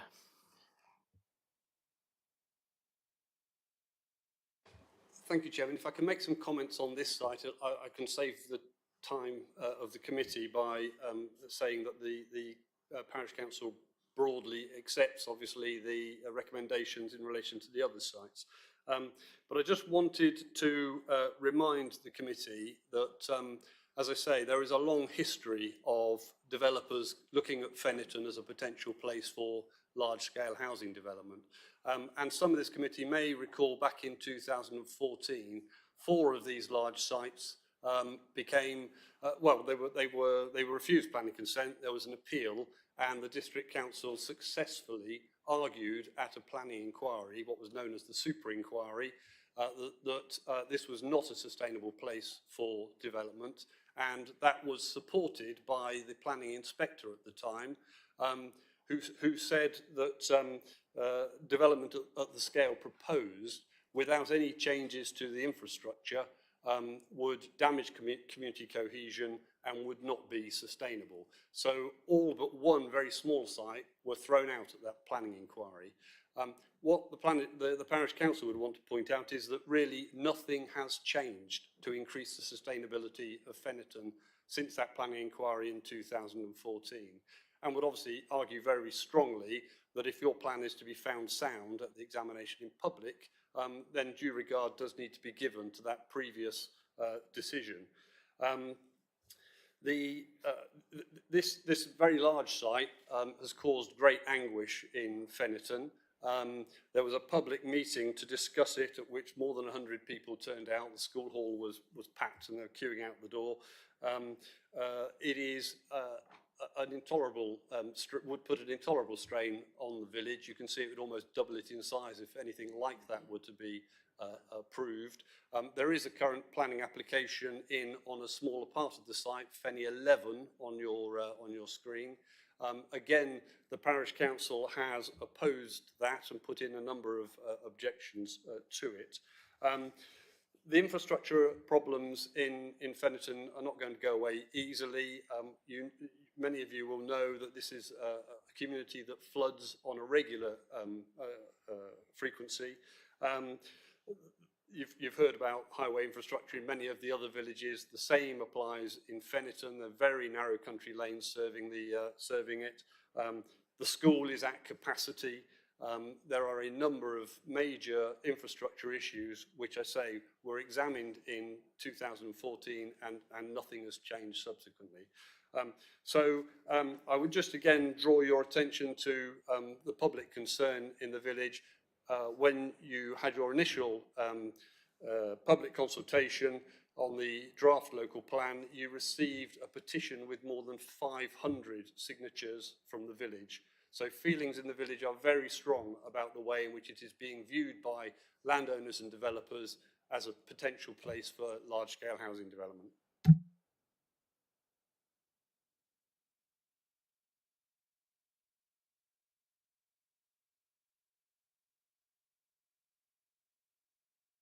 Sorry, one moment, members, just clarifying some procedural matters.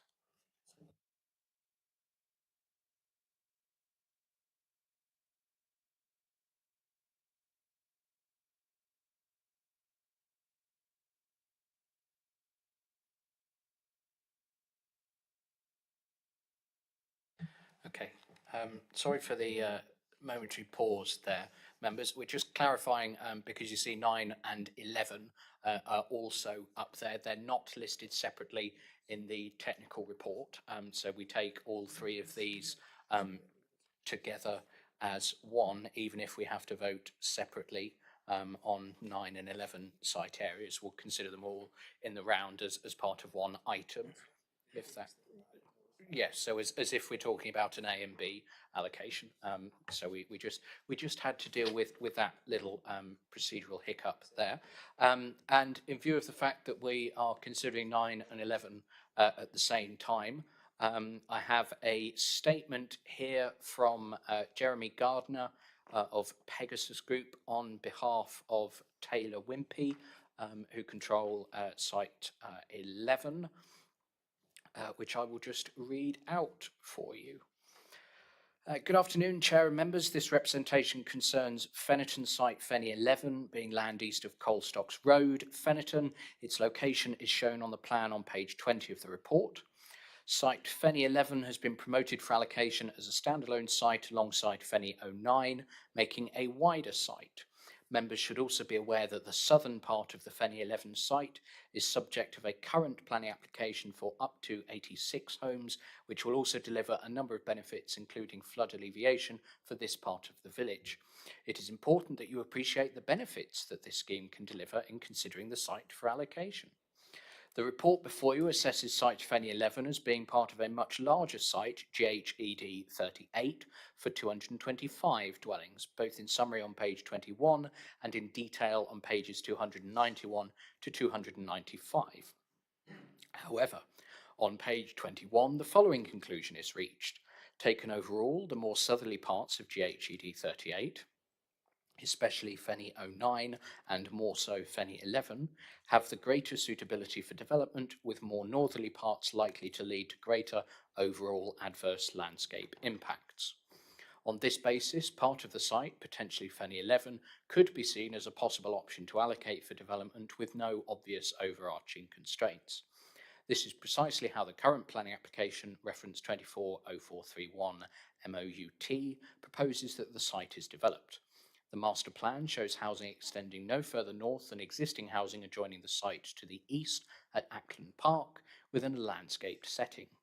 Wrapping around the housing to the north and east are a series of drainage basins designed to intercept and control surface water runoff from the land to the north and northeast of the village. This will reduce flooding along Colstocks Road, which is a main cause of flooding around the station, complementing the council's own flood alleviation scheme, which is reducing flood risk in the eastern parts of the village. The planning application also proposes 50% of the homes as affordable housing, and the scheme will deliver at least 20% biodiversity net gain. The site is immediately available and can be developed in under 5 years, assisting the housing land supply position. Therefore, members are respectfully asked to consider the allocation of site Feni 11 in the Regulation 19 local plan, given that the benefits that the site can deliver in the short term, particularly the flood alleviation measures which will benefit the western part of the village and the provision of 50% affordable housing. So that's a statement from Jeremy Gardner on behalf of Taylor Wimpey. I've always thought it's remarkable people say respectfully ask, as if they would ever disrespectfully ask. But there we go. That's the statement there. I don't believe we have any more members of the public or otherwise registered to speak on any combination of the three reference numbers that are here. So we come to committee, and I have councillors Young, then Hayward. Thank you, Chair. I do know this village quite well because of the flooding issues there, and we are just about to start on the final leg of, I think it's phase 3, or was it phase 4 of the flood alleviation, and to suggest any further development in Feniton at the moment would be a bit unfair on the residents of Feniton, but as well as that, what we have proposed in Feniton is appropriate for the community, and this very large development would be disproportionate to the amount of housing that is already there. So I would propose to move on this one. Thank you. Just for clarity, feeling Mr. Hunter's steely gaze upon me from the left, are you proposing that we move on from JGD 38, Fenny 09 and Fenny 11? Exactly. Okay, thank you, Councillor Young. I then had Councillor Hayward lined up to speak. Ditto, Chair. Is that seconding? That is, Chair. Okay, thank you, Councillor Hayward. Do any other members wish to speak on this one? Sorry, these three. Yes, thank you, Councillor Howe. This isn't confusing at all, is it? Okay, in which case we will go to a vote. We're going to take 09, then 11, then 38 in that order. So the proposal is to move on from Fenny 09. All those members in favour, please. That's unanimous. The proposal is to move on from Fenny 11. Those members in favour, please. That's unanimous. And the proposal then is to move on from the remainder of the area, GHED 38. Those members in favour, please. That's unanimous. Okay, that's that nightmare out of the way with then. Next up then, we will do so that Councillor Faithful can leave, should he so wish. We will take Fenny 14, which is a cross-boundary site. Mr. Butler, did you want to add anything on behalf of the Parish Council for this one? Chairman, just very briefly, I mean, the Parish Council does support the recommendation that the site is not allocated. This is one of the sites that was considered at that 2014 public inquiry and roundly rejected. I would just urge the committee to do the same again today. Okay, thank you, Mr. Butler. Councillor Faithful.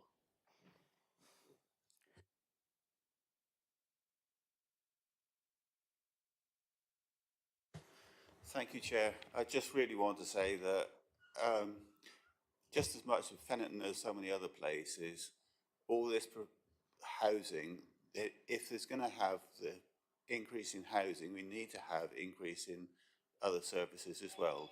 And Feniton is not such a wonderful place. It might have a railway some of the time, but whenever the train is down or the drivers are on strike, they're out in the sticks. Thank you, Councillor Faithful. And can I remind members, please, that phones should be muted or switched off? Thank you. Is that because you switched it back on, Councillor Bailey? Okay, coming into committee on site Fenny 14, then do any members wish to speak on this one? Councillor Hayward, I saw you first. Well, I think we might have been flagging the same thing. Hello, Motto. It's definitely not off, Brian. Hello, Motto. Can I propose we move on, please? Thank you, Councillor Hayward. Councillor Howe? Same. Okay, good. You can tell committee is getting a bit fed up with this now. Very good. So the proposal from Councillor Hayward, seconded by Councillor Howe, is to move on from site Fenny 14. All those in favour, please. That's unanimous. The remainder of the Feniton sites are not proposed for allocation, and I have no members of the public registered to speak. So unless, Mr. Butler, you wanted to add anything else on any of them on behalf of the Parish Council? Thank you, Chairman. No, I don't, though I do that with a little bit of hesitation because I know that it is within the committee's remit to kind of start debating some of these sites and including them in. I hope I've judged the meeting right, and I think that people are prepared to move on all of these allocations. On that basis, I'll cease my contribution. Thank you, Chairman. Okay, thank you, Mr. Butler. Members, then, does anybody wish to speak against officer's recommendation on any of the remaining sites in Feniton? No? Okay, there we go, Mr. Butler, you're safe. Unless I propose them, of course, but no, that would perhaps seem a little bit harsh. So we will go through then, I will propose from the chair now that the remaining sites in Feniton are moved on from, and if you give me one moment, Mr. Hunter, I'll clarify which ones I'm referring to. So I will be proposing that we move on from Fenny 01, 06, 07, 08. Yes, Fenny 01. No, that was Ottery 20 that we allocated for mixed use. We didn't start with number 1. We started at the end.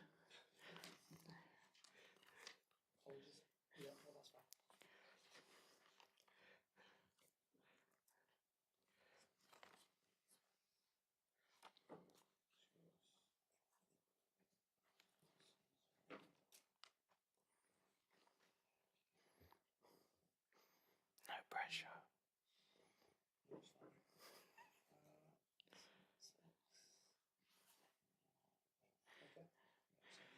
Okay, so I'm proposing from the chair that we move on from sites Fenny 01.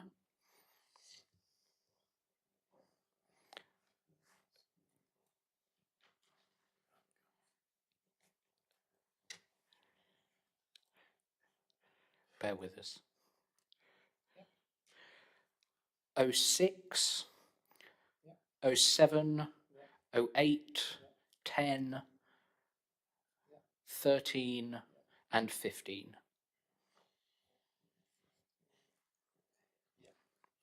Okay, very good.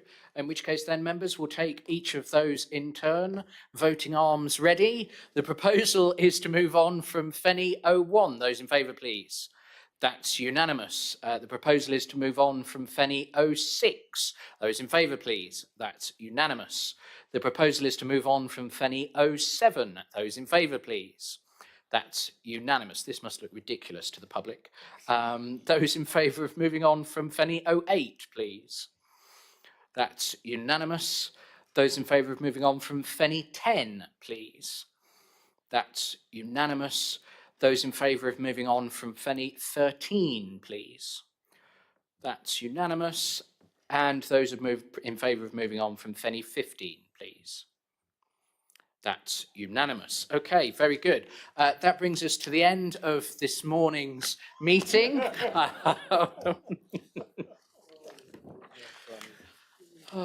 Would members like a short break before we move to Broadclyst, or shall we power on? Power on. Okay, let's get through Broadclyst Village then. So we are now on agenda item 7A.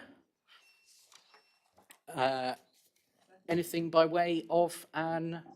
You might want to mute the screen, possibly. There we go. Yes, excellent.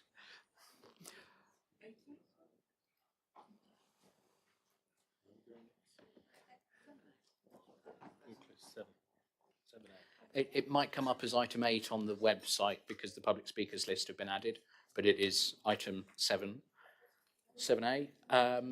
Okay, Mr. Dickens, do you want to take us in? Thank you, Chair. So, very briefly, as with previous sessions, we'll be looking at the West End and surrounding areas. at this point in the meeting. And again, just to reiterate, the process we followed has gone through a logical assessment of identification of sites, leading through to site selection. But this site selection, very importantly, is seen within the context of being a bottom-up component, if you like, with housing employment requirements, effectively mandated by government, forming one of the top-down components, and the spatial strategy, the where, the how much and why develop in certain locations, forming another part of the top-down agenda. Perhaps worth saying that the western side of the district has seen a lot of growth in recent years and for various strategic reasons is seen as an appropriate location for comparatively higher level growth going forward. And we start with Broadclyst Village. And you'll see on the plan before you, 2 areas of land are proposed as allocations. Okay, thank you, Mr. Dickens. We are, as with Feniton, going to take these with sites recommended for allocation first, and then we'll go through the remainder. So we will start with Broadclyst 29, and I have 2 objections here. Firstly, Dr. Lorna Mason.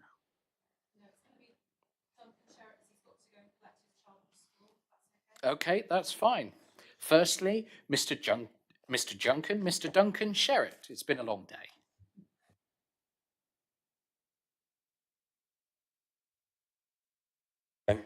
I'm used to speaking across rainy fields, so we'll do that. So the first thing I really just wanted to talk about was my experience of living in the village for over 40 years, seeing its growth, seeing its development, and the impact that certain things of infrastructure have had on it as a village. Living on the Town End Road, I have witnessed the flooding increase year on year to a state where last November was the worst that we've ever seen, where you're looking at over a foot of water down at the bottom of Town End Junction and it coming up to our garage and lapping in to a level that speed due to the runoff and due to the increased kind of infrastructure of concrete that is placed onto the water table having on the local residents. So from my point of view, when we're looking at a plan and we're looking at a process, is how are we thinking about the people who already live in the village and the people that are actually that democratically elect you guys as the ones as the decision makers, and how that's going to impact us. So when you're going to build 90 homes, you're looking at putting a footprint of about 3,600 cubic meters of water displaced out of that location. Where's that going to go? That is going to spread to the surrounding areas. So that is something that I've not seen any evidence within a feasibility study to suggest that that's being thought about or the impact is actually truly taken into context. The second thing is about the infrastructure. Looking at the state of the country roads, if you are trying to get in and out of Broadclyst between the hours of 8 and 9 or at 5 and 6, it's an absolute nightmare because from that location, your route is the Cranbrook Road, which is already a bit of a state because of all the people coming back and forth through Cranbrook. You can't go through Station Road because you'll have all of the schools backed up through there. You can't go through Town End when you see over about 120 cars within an hour, all parked, all lined, all there, having to do reversing, backing, forward and backwards. So when you then add 90 homes, which adds 1.4 cars per household, 126 cars integrated into an area that has no, at the moment, feasibility or impact assessment that I can see that suggests how that is going to be mitigated or dealt with. I don't know where those people are going to have to go out via Wimpole if that was going to be the case. And the assessment need that came from the neighbourhood plan found that there was only a need for about 44 houses within the whole parish of Broadclyst. So where we're saying that we need to build houses, fair enough, but actually the need isn't in the village. The need is not being shown that. If you look on Rightmove, you've got houses that have been up for sale for over 6 months, sometimes 12 months, at reduced prices. So there isn't therefore a overarching need within the village to do that. I'll leave it there because I'll let Dr. Lorna Mason carry on, but thank you very much for your time. I'm going to have to run. Thanks. Okay, thank you, Mr. Sherritt. Dr. Mason. Okay, thank you, committee. I appreciate now NHS meetings can be arduous, but this is something else. I've been given authority to speak on behalf of over 50 very concerned residents regarding not only Broadclyst 29 but Broadclyst 12. During the local plan consultation phase, 370 individuals commented that they were either unhappy or dissatisfied with development at Broadclyst 12. To give you some context, this is more comments by a factor of 5 than for any other individual site being proposed. It's more than double the number of comments that the proposed new town south of Clyst Honiton has received. And Broadclyst 29, which is National Trust land, was rejected for inclusion in our neighbourhood plan due to the very real concerns around accessibility. 246 individuals raised concerns about this site. Absent pavements, high quality agricultural land, heritage concerns, single track roads, insufficient highway capacity, flooding. Sorry, I'm sounding like a broken record, I know, but all of these concerns have been raised about the sites in Broadclyst, which are recommended for inclusion, and these very same factors are cited as reasons for rejecting development at other sites in East Devon. So I'm sorry, but this makes absolutely no sense to us. The summary assessment does not mention the very severe existing travel bottlenecks at either end of our village onto the B3181, the waterlogged roads in winter that are completely impassable, or a GP surgery that could not exist its premises even if it wanted to. It did acknowledge pressures on both of our schools.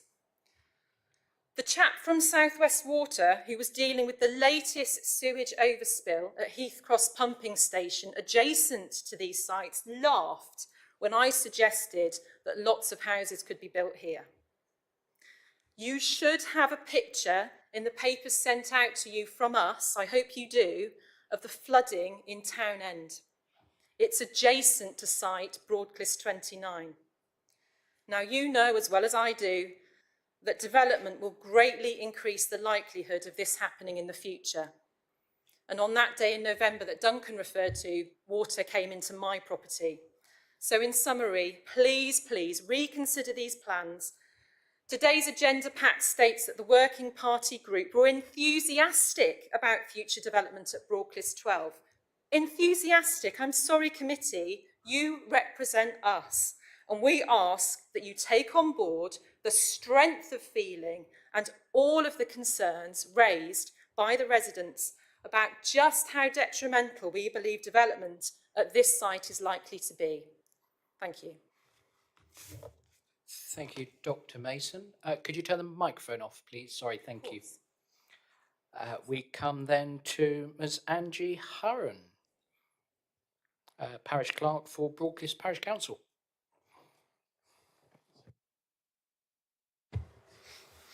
Good afternoon, Chair, Councillors, members of East Devon Strategic Planning. Thank you for the opportunity to speak today. Broadclyst, as you know, is a Tier 3 settlement in the local plan, and as a local centre, it is intended to meet the needs of local and surrounding areas. And I just want to talk generally for a minute about all the Broadclyst sites that we're considering this afternoon, to save repeating myself.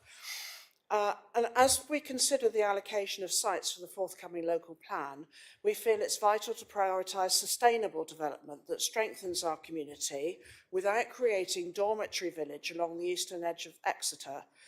And we firmly believe that balanced development must provide not just housing, but also local employment opportunities to prevent unsustainable outcommuting.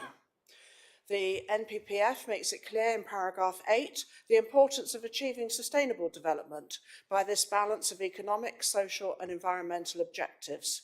This principle is particularly relevant here as we seek to ensure new development does not create unsustainable dormitory villages where residents are forced to commute long distances for work, and instead it's essential that we integrate employment opportunities alongside housing.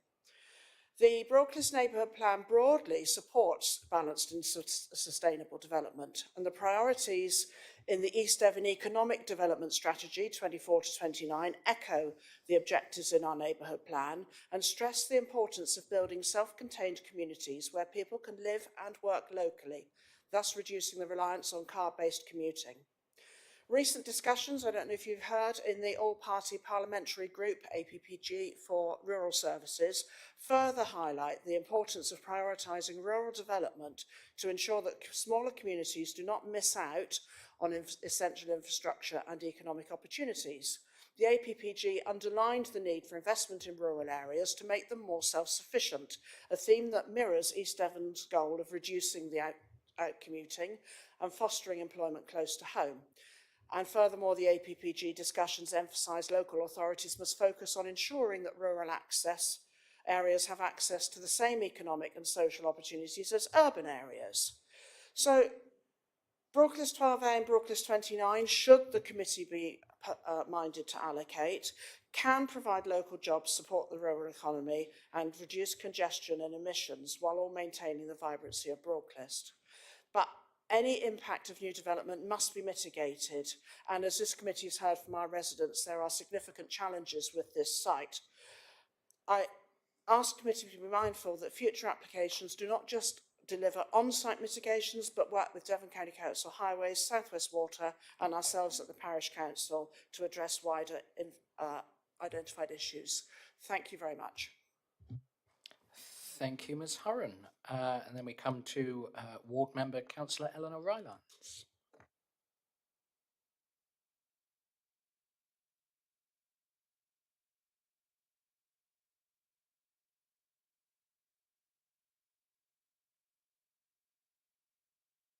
Thank you, Chair. Thank you, committee members. I must say I feel like I've been doing this kind of thing for more than half my adult life, and for very good reason.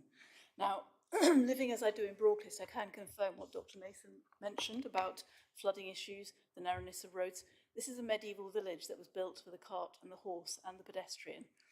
Without infrastructure improvements that we know in previous strategic developments have lagged quite significantly behind the production of houses, the life of our residents is going to continue to get worse year on year, as it has for at least the last 15 years. Now, obviously, there are several factors that come into play in making residents' lives worse, but being stuck in eternal traffic jams, not being able to get a place for your child at school, our doctor surgery, although it is performing extremely well by all accounts compared to other doctor surgeries, is now talking about closing its lists. These are all really significant structural issues that do need to be addressed.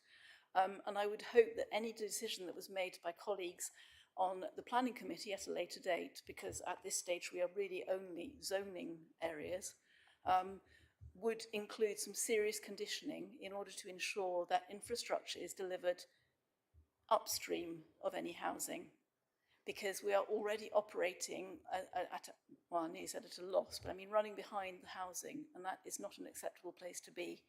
I didn't come into politics to make residents' lives worse year on year, but effectively that's what's been happening as more and more building has happened in my village, which has tripled in size in 10 years.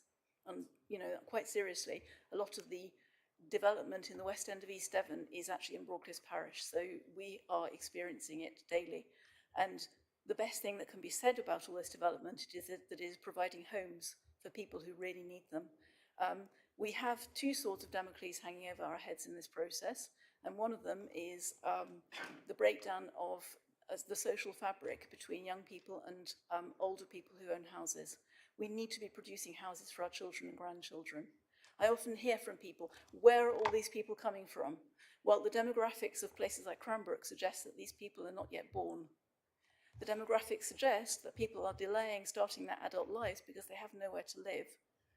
Is this really something we want to hand on to our children and grandchildren? I hope not. But at the same time, do we really want to be downgrading our infrastructure year on year because of development? So I know this is not your place to be conditioning things, but I think that going forwards, I think the team on these allocations should be aware that there will be a lot of disquiet about them on the grounds of infrastructure. Roads, the roads network is not really appropriate for 21st century movement, and we have a very, not substandard, but not very high performing public transport infrastructure in Broadclyst Village. If the committee is minded to allocate these, I would hope that the roads could be adapted to account for that, and that also there will be extremely high-performing Grampian orders on anything to do with infrastructure such as sewage and school placement and doctor surgeries. Thank you very much. Thank you, Councillor Rylance and the other public speakers. I think you'll find a lot of sympathy from committee with the points made, particularly on the infrastructure side of things. Coming into committee then, I have Councillor Fernley first. Thank you. As ward member, another ward member for Broadclyst, I echo what's just been said. We've talked a lot about access to sites. We're on 29. I mean, you need to do the street view down town end again, because it's a single track road with passing places for most of its journey. You may be able to get some access out for pedestrians to cross into the more built up area to safely walk to school, but you're not going to do it for vehicles. I mean, okay, vehicles could come out, but it's just chaos. It needs to be thought about, if it has to be allocated, it needs to be thought about with Broadclyst 12A, and how are you going to get access to that? Are you trying to get access through 29? Ideally, well, if it has to be allocated, then maybe you can get it through a part of 12B, but to keep this access on the single track narrow lane, it seems absolutely crazy. We talk about schools. The local school is full because other areas of Broadclyst don't have schools, and there seems to be not a lot of hope, well, in the short term, of getting a school. So, you know, we've got stack up, backing up problems. We've got people driving everywhere around Broadclyst, burning carbon that we don't want to. So I absolutely can't support this allocation. Okay, thank you, Councillor Fernley. Committee. Councillor Howe. Yeah, well, it's a comment I've not made before, but I think it's time we did, and that is regarding flooding, because that is obviously very prominent with the residents and everything else. Unfortunately, we really can't consider flooding because the planning application would. And on the planning application for any site, it has to make no detriment to water runoff from a field other than the greenfield site it already is. So attenuation ponds and everything else we put into any planning application that happens to make sure the flooding downstream, where you're affected, sorry, there you are, is no worse, and in fact should be slightly better. But on top of that, of course, we've got global warming, as we know it, or global climate change, or whatever we're calling it today, which is making the weather worse, which is why we're all getting more flooding. But I just think we need to explain the difference between, it's not that we're not concerned, it's that any planning application in the future will not make any difference to the current state because of attenuation. Other than that, I'd love to say no to this, but I'm struggling. Broadclyst is a tier 3. It's eminently sustainable, but maybe someone else can pick up. Thank you, Councillor Howe. Councillor Young. Thank you, Chair. I share Councillor Howe's concerns about flooding. It's interesting that on one of the sites above that, Broadclyst 12A, does say Lake Farm and Lake Barn, which makes me suggest there could be flooding there. And I know that road does get all the way down through Dog Village. It gets flooding down there. If we can make a betterment, a large betterment on the flooding issue, and working with the developer and working with Devon County Council, it might help. But like Councillor Howe, I can't see. We've got to have some development in Broadclyst, and these seem to be the most suitable two sites. We're talking about 29 at the moment. So I would propose to support this as officer recommendation. Okay, thank you, Councillor Young. Do we have a seconder? Councillor Brian Bailey, do you wish to speak? I wish to speak, well, not to support what Councillor Young. Right, okay, I've got to look for a seconder first. Councillor Davey, do you wish to say anything? Yes, I think it would be illogical not to allocate at least some land for housing here. It is possible to get, well, certainly I managed to get to Broadclyst. It was during the election, actually, to get to Clistvale Community College. And I thought, can I get there by bus from Exmouth? And yes, I could. Very good bus. And I walked along the charmingly named Slap-Arse Lane. I know, look it up. It's there on Google Maps. Found myself almost at the community college. Yes, I know there are flooding issues there, and I have seen them, but it is a sustainable place, and I think we've got to allocate some housing there.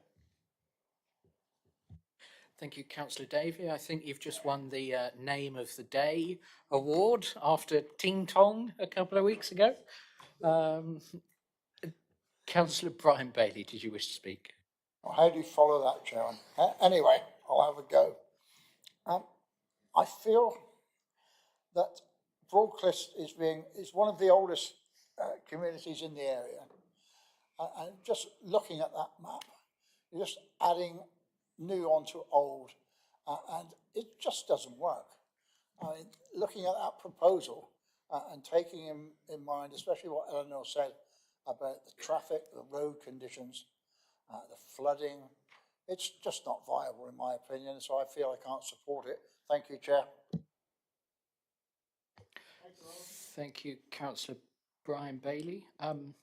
It's worth reiterating possibly, Broadclyst is a tier 3 village. I appreciate its services are under significant strain.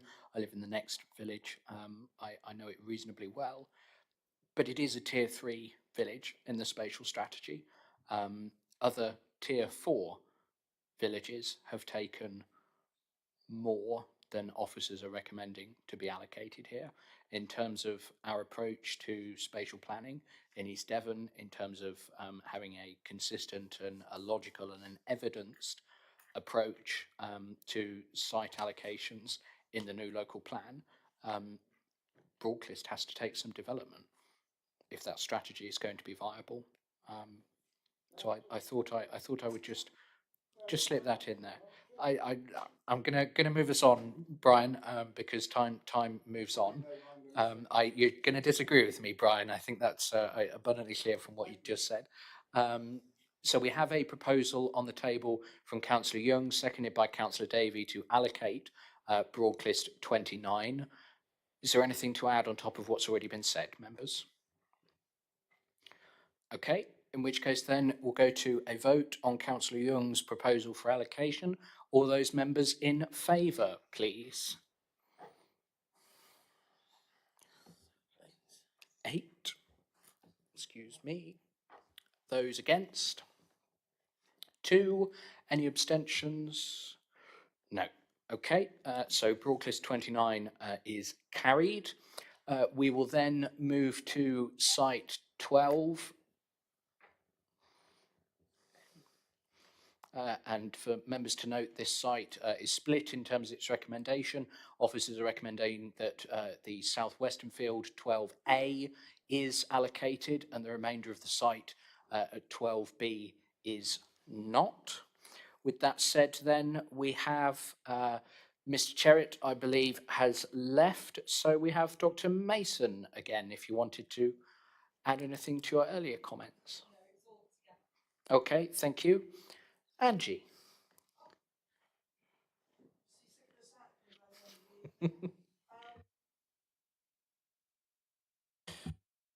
Thank you. Thank you. You've just consented 29. I think one of the things we need to talk about and think about is access for 12A. 29 went forward in the neighbourhood plan and did not get community support because the access was coming off Town End. If the committee is mindful, I think the only thing I want to say about 12A that I haven't already said, if the committee is mindful to permit, can we somehow sort out access into 29 from that site rather than off Town End? Because Town End, Green Tree Lane is a very small single track road with very high hedges either side. It would be very difficult to get suitable access at planning stage into 29, whereas you may be able to get it in through 12A should the committee be mindful to permit. Other than that, same comments as before, no development without associated infrastructure. Please, lots of it. We can't build communities without infrastructure. Thank you.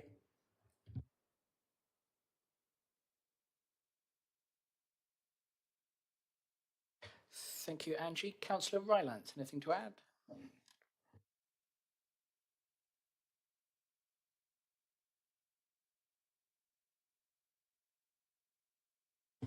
Well, I concur with what Angie just said about access. Since you have just allocated site 29, we should also allocate that's a 12A with the proviso that there is some kind of access that is not off a tiny, narrow, single track road where you have to pass by driving into the hedge. And I'm not even joking. Angie touched on sustainability. I've heard the word sustainability at various points during the day. The sustainability of a village has many aspects. One of the aspects in which we could potentially make this more sustainable is by making it possible for people to work from home more so they don't have to go out. So that was another thing that could come through conditioning at a later stage in planning. In practically every single development, Devon County has responded that there's not enough local school provision. Unfortunately, that's a problem for them to solve, and I don't envy them that. But for our purposes, if we do build houses that young people can live in and there can be children in, then they can very easily walk to school from here.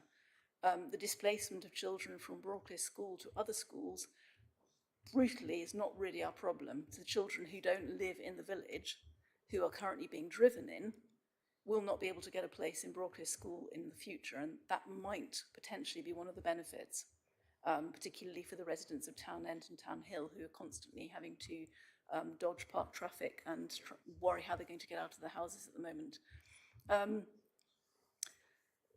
It would be nice to think that these developments, if they go forwards, and I must stress, you know, it's a 20-year plan, so it will take a long time to build this out, if it does go forwards, that they would deliver actual positive benefits to the village, which I've heard say must take its share of development, which did rather make me smile, because did I mention earlier that we've tripled in size in 10 years as a village?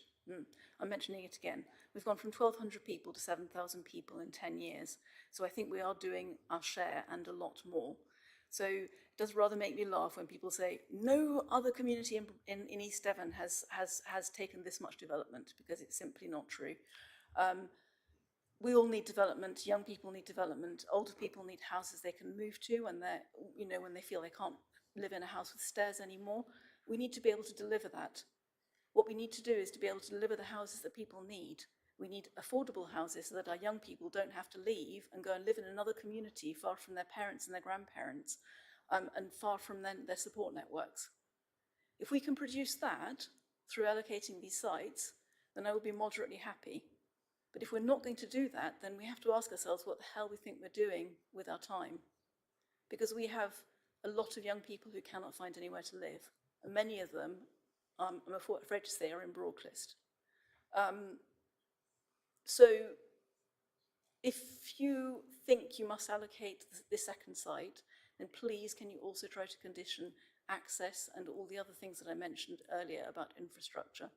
And again, I will mention Grampian orders again, because they're quite a useful device for making sure that we get upstream development. Thank you.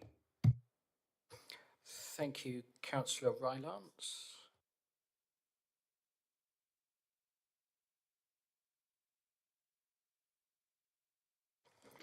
So, in view of the comments regarding access, Mr. Freeman and Mr. Dickens have just been discussing this one, because I think we probably all agree as a committee that the access onto Town Lane is, shall we say, not exactly ideal, to put it mildly.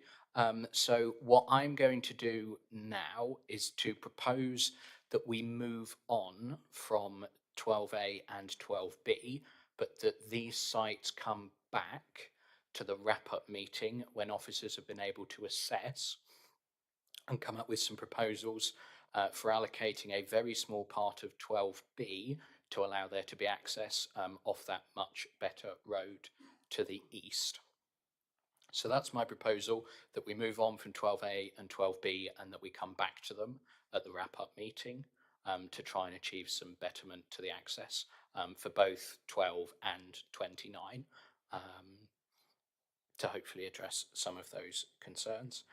And Ed doesn't look too sad sat next to me, so that's always positive.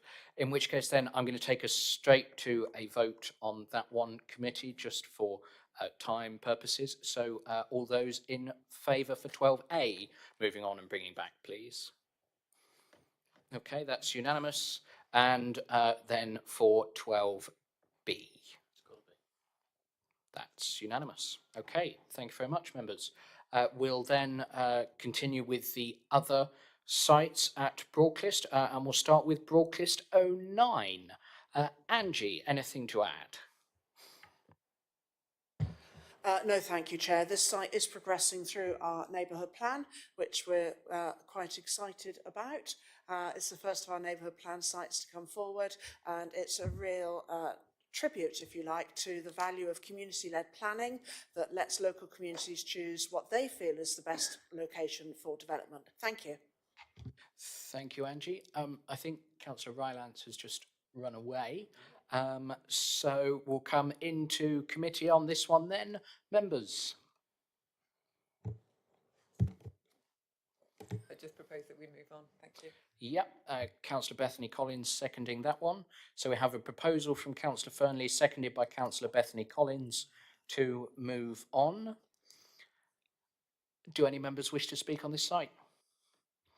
No? Okay, in which case you have the proposal. All those members in favour, please. That's unanimous. And then we come to Broadclyst 22. Angie, anything to add? No? Okay, and Eleanor is not with us. I will propose from the chair that we move on from Broadclyst 22 then. All those members in favour, please. That's carried unanimously. Okay. That is all of the sites at Broadclyst then, and as we've been going quite a while now, I'm going to suggest that we take until 10 past for a short break.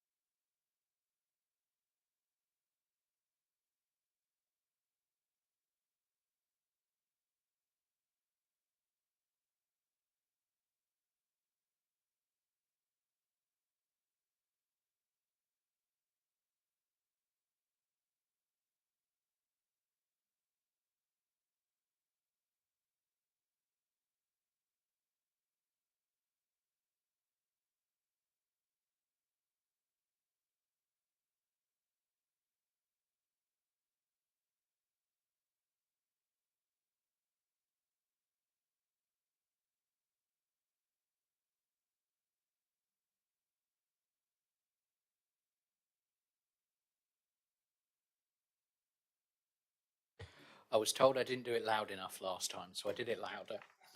Okay, we come then to agenda item 7B, Westclyst, and we have two sites to consider here. Neither of them are recommended, so we'll start with Broadclyst 04, and I have Angie.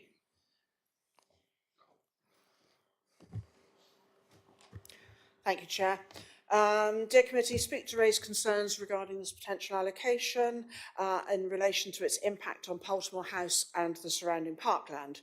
As you know, Poltimore House, Grade 2 star listed building, significant heritage value, and the surrounding landscape contributes to its historic and cultural importance. And we feel that development here would have a high adverse effect on the visual setting of this important heritage asset. Additionally, the site lies within the Green Wedge and the Clyst Valley Regional Park, which again will provide valuable landscape for biodiversity, recreation and community enjoyment. This site is not recommended for allocation. However, if committee were be inclined, we would require mitigations which include some designs around the heritage and landscape sensitivities, ecological protection and enhancement, sustainable infrastructure and transport, which would closely align with the Exeter LC WIP, the walking and infrastructure plan that Exeter's doing, and the strategic aims around the Clyst Valley Regional Trail. Because again, we want to have sustainable travel through the parish, reducing reliance on the car and integration of the community. Flood risk, there's a little bit of flood risk, especially with Broadclyst 04 and the eastern edge of Poltimore 07, and so I guess we're looking at SUDS, that sort of thing, if it comes forward. The one thing I did want to just mention, though, really quickly, community integration, local services, and it's back to the whole, this is putting more pressure on existing services. It doesn't bring anything new to the table. Schools, healthcare, transport networks, etc. We already have Old Park Phase 1 and 2, which is at the bottom of the plan that is in front of you. We are working really hard as a parish council at community level to do community engagement, empowerment, building a resilient community. It's really hard to do that without community infrastructure. And one of the things, if this ever goes forward, we would like to negotiate is a community hub at Westclyst. I appreciate that's a big ask. It won't come as a shock to the landowner because I've already had extensive conversations and ear-bending sessions with him about that. But we can't do community development under a gazebo in the corner of the field very effectively. It tends to get wet and cold. So in summary then, it does offer opportunities for sustainable development, but will need significant mitigations, and we actually agree with the officer's recommendation not to allocate. Thank you. Okay, thank you. Into committee then. Members. Councillor Bethany Collins. I propose that we move on from this site. Okay, thank you. Is that seconded by Councillor Fernley? Yep, okay. In which case then, all those in favour, please. Okay, that's unanimous. It occurs to me that I neglected to make a brief announcement at the beginning. Members, we are going to see how far we get with the Broadclyst sites, but I'm going to guarantee that we are not going to be looking at agenda items 7E, F, J, K, L, M or N, which is those sites in Exe Valley, Clyst Valley and Wimple and Rockbeer wards today. So when we finish off, we will adjourn at least those and any others we haven't finished for the next meeting on the 1st of October, which we had thought was going to be cancelled, but sorry, it's back. Folks, I see a hand at the back briefly. Yeah, sorry, do you mind just clarifying which sites you are not hearing today? I've got a couple of different sites. I mean, I don't really want to read the whole list out because there's quite a lot, but neither of the two sites in Poltimore, Polto 4 and 06, GHED 66, SOAT 15, all of the Cluj ones, for want of a better way of saying it, the North Topsham site, the Soton sites and the Wimple sites. So you will not be hearing Darts Farm, Bristol Farm, or the St Mary sites then? That's right. Okay. Train of thought. Polto 7, then, members. And again, we have Angie. Anything further to add? No? Okay. Members in committee, anyone wish to speak? Councillor Bethany Collins? I propose that we move on from this site. Okay, I'll second that. Damien? Okay, the proposal is to move on from Councillor Bethany Collins. All those in favour, please. Okay, thank you, members. That's unanimous, which brings us then to the monstrosity, as I have disaffectionately nicknamed it, Broadclyst 31, just for clarity. And we have Nicholas Sully from Pierce Planning.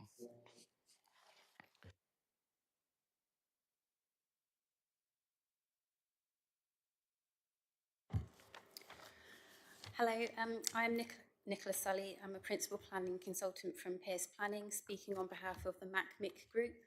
MacMick is an established strategic land promoter with 99 years of experience of development and is currently promoting more than 25 sites across the southwest of England. Representations were previously submitted on this site by a different company. However, after a marketing exercise carried out recently, MacMick have now been selected as the landowner's preferred partner for the promotion of the site. As outlined in both the representations to date and the site selection report, there are significant public benefits associated with the development of this site, over and above those associated with other sites which are proposed for allocation. These include the delivery of a section of the Clyst Valley Regional Park, to which there is currently no public access, much needed housing, including affordable housing, and a wide variety of other community and educational facilities. Importantly, the site is controlled by an experienced and capable promoter, is available for delivery within the local plan period, and would make a significant contribution to the Council's housing land supply. It is noted that, according to the site selection report, the sole reason for discounting this site as an allocation was highway access concerns centred around the proposed main access point of the B3181 via land owned by National Highways, who stated in their previous response to the further draft local plan consultation that there was no agreement in place to use this land for access to the Langeron Lane site. However, I am pleased to be able to report that to this committee that MacMick is in fact currently engaged in positive discussions with National Highways regarding the creation of a new access into the site via the B3181, as well as with Devon County Council, which currently maintains the land under a side roads order. It is therefore fully expected by our client that an agreement will be reached prior to the Local Plan Regulation 19 consultation. Our client is happy to share and discuss with officers the ongoing dialogue with National Highways and Devon County Council. It is also important to note that MacMick's appointed highways specialist has advised that in their professional experienced view, the land can be safely, suitably and appropriately accessed via the B3181 in all technical aspects, with no adverse effects on the local highway network. As summarised in the site selection report, this site is a sustainable location and would deliver a significant amount of housing and related facilities in a location that would align with an emerging local plan strategy without a significant adverse environmental impact. These are key strengths of this site and ones which should not be overlooked. As access into the site via the B3181 is expected to be resolved shortly, it is therefore requested that this site is not discounted as an allocation at this stage. Thank you. Okay, thank you, Ms Sully. Angie.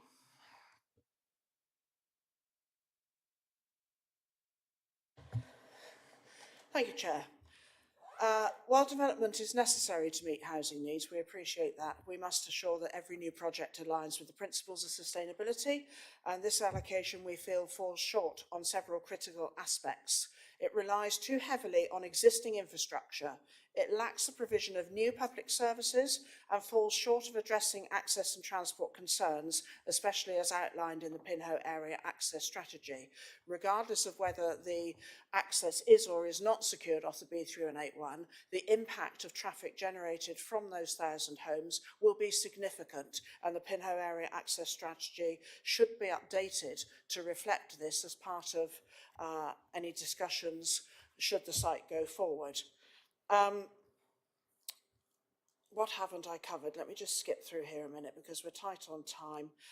We would require contributions for additional healthcare facilities, schools, community spaces. These are at capacity. We have heard earlier that there is a displacement effect where schools are maybe bringing in children from further afield. This is not the case at Westclyst or at Broadclyst. The school is capacity and is on the verge of turning away children that do meet catchment criteria. So it is not a case of they're coming in from outside in terms of the pupil placement allocations. The plan acknowledges the need for a new primary school and further secondary capacity, but it doesn't provide any concrete commitment to delivering those. What else do I want to talk about this? The LC whip should be coming forward as part of this. The national highways, we've just heard, may be resolved.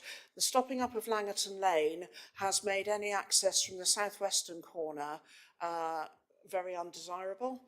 It's not going to work coming in from that corner, really. So I think that's all I want to say. Thank you, Chair. But just to conclude, we feel it doesn't quite get there in terms of sustainable development with too heavy a reliance on existing infrastructure. Thank you. Thank you, Angie. I have to say I disagree. I don't think it gets anywhere near close when it comes to sustainable development. I don't think this proposal is anywhere near big enough to deliver the scale of infrastructure that is required for the number of houses we're talking about. The access issue, and respectfully to the comments that we've heard, we have no actual evidence is achievable. We've been told categorically by National Highways. I think they've stolen my phrase and said over their dead body. Will they ever give away access over their land to the B3181? It's horrible. I've got nothing further to say. I'm sorry, Mr. Freeman. Without any further ado at all, I'm going to propose that we move on from 31A and B, and I think the entire committee are probably going to second me. Not that that's constitutionally permissible, but there we go. With that being said, I'm going to calm down, and I'll come to Councillor Hayward. Thank you, Chair. Predisposition is a wonderful thing. Can I just ask Mr. Freeman, given that we've had speakers, quite a few speakers, including yourself, talk about infrastructure, would you be able to just remind me of what our current infrastructure gap is? Just not to the penny, but in round millions, how many millions of pounds we're behind currently? But in the adopted infrastructure delivery plan for the current local plan, I think has about a £70 million funding shortfall just for priority one. 70 million pounds shortfall just for priority one projects alone. I think if we take in the other priority levels, it's over 200 million. So currently, just for clarity, we're £200 million short of what we need from development to cover the infrastructure that we need. Well, priority one is what's essential to deliver the plan. So that's the key one, is the 70 million. The 200 million relates to things that are needed but not necessarily essential to deliver the plan. Yeah. So on the basis that we're already £200 million in the red, effectively, of infrastructure funding, I do have to echo the Chair's passionate speech that actually delivering or proposing another development that takes us even further in the wrong direction would seem not to be a good idea. Thank you, Chair. Thank you, Councillor Hayward. Put slightly more diplomatically than me in this particular instance, I must say. Do any other members wish to speak on this site? No? Okay, in which case I'll take us to a vote. First on 31A. The proposal is to move on. Those members in favour, please. Okay, that's unanimous. And then the same again for 31B. The proposal is to move on, members. That's unanimous. Either way, we've just voted to move on. that brings us then to agenda item 7D, Lodge Trading Estate and site reference Broadclyst 27. Angie. Thank you, Chair. Broadclyst Neighbourhood Plan offers broad support for this allocation. It recognises the benefits that local employment can bring to our community.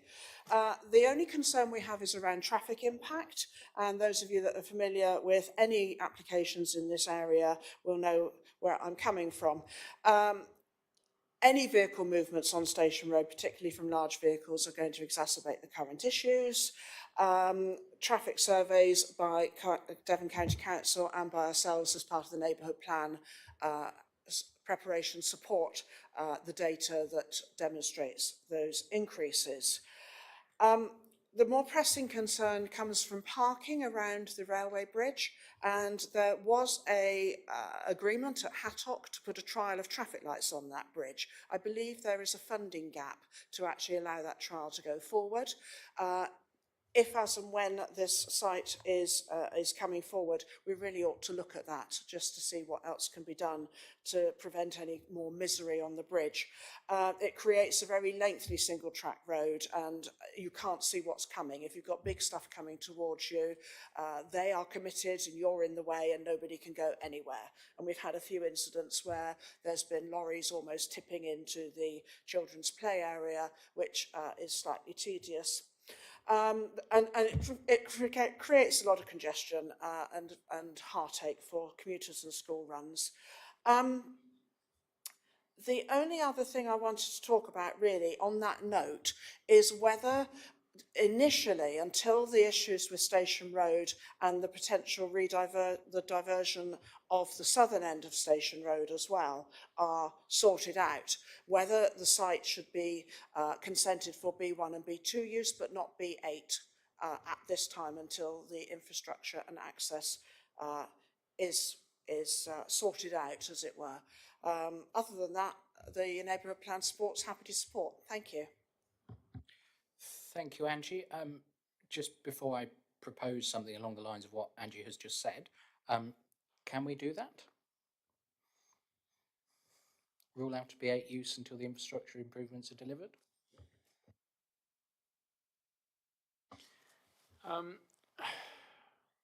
I think there's probably worth a conversation with Devon County as the highway authority, given that would be the predominant reason for doing that.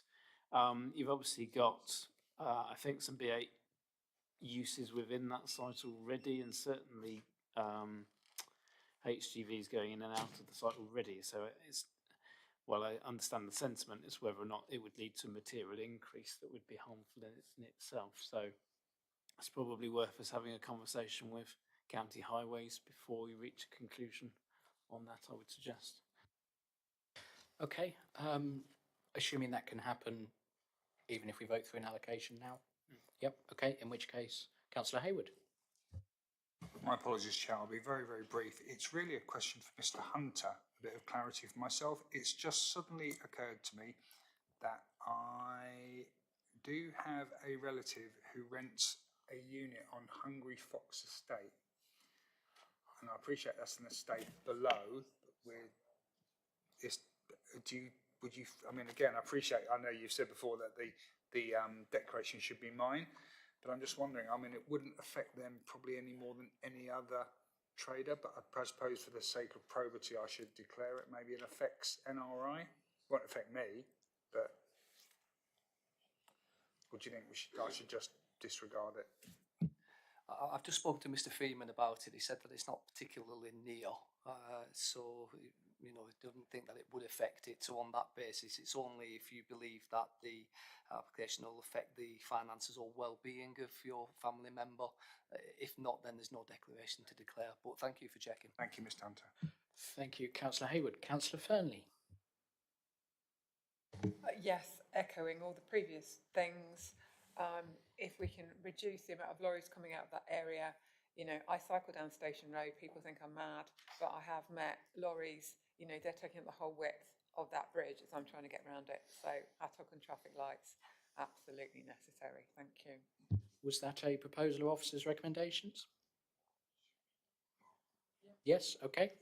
Do I have a seconder? Councillor Blakey?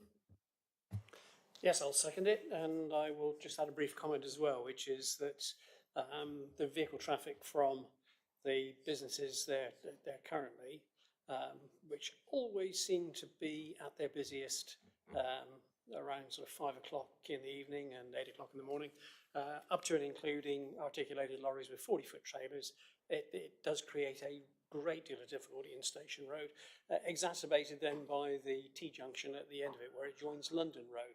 And certainly I think any future development here, which as a general idea I support, will need significant work to be done on road access, which will include, I think, the road layout design for the Blue Haze expansion of Cranbrook. So actually getting our road junctions onto the London Road, that is an opportunity not to be missed. We need to deal with the problem that is Station Road, and probably, in my view, turn it into a one-way section up as far as the overbridge. Anyway, long-winded way of saying yes, seconded. Thank you, Councillor Blakey. Okay, do any other members wish to speak on this one then? No? Okay, in which case we have a slight errata from Mr. Freeman. Well, just to clarify that the employment land area shown on the screen at 8.24 hectares is both 27A and B. So apologies, that's an error. The proposed area to be allocated is, I believe, 1.89 hectares, which is 27A only. Okay, thank you, Mr. Freeman. And with that clarification then, we will go to a vote. I was about to say. So the proposal from, although Councillor Fernley is now giving me a quizzical look, do you need to clarify something? So this is the whole site? No, so officer's recommendation is to allocate that part that you see in green on the map. The 8.24 hectares that you see there is the whole site, so that's an error. It should only be, what was it, 1.89 is the green area, and the rest is not to be allocated. Okay, so the proposal from Councillor Fernley, seconded by Councillor Blakey, for 27A is to allocate, B is to move on. So we'll go to a vote on each in turn as always. 27A, those members in favour of allocating, please. That's unanimous. And 27B, those members in favour of moving on, please. Councillor Hayward, are you voting? That's unanimous, thank you. Okay. That brings us then to agenda item 7H, land north of Science Park and site Broadclyst 20. That's wrong, isn't it? Yeah, no, we're doing it in the order of the covering report, not of the items on the agenda. So we come to Broadclyst 23. Oh, that is right, sorry. And we have no registered speakers on this one. So we come straight to committee. Recommendation from officers is for a mixed allocation.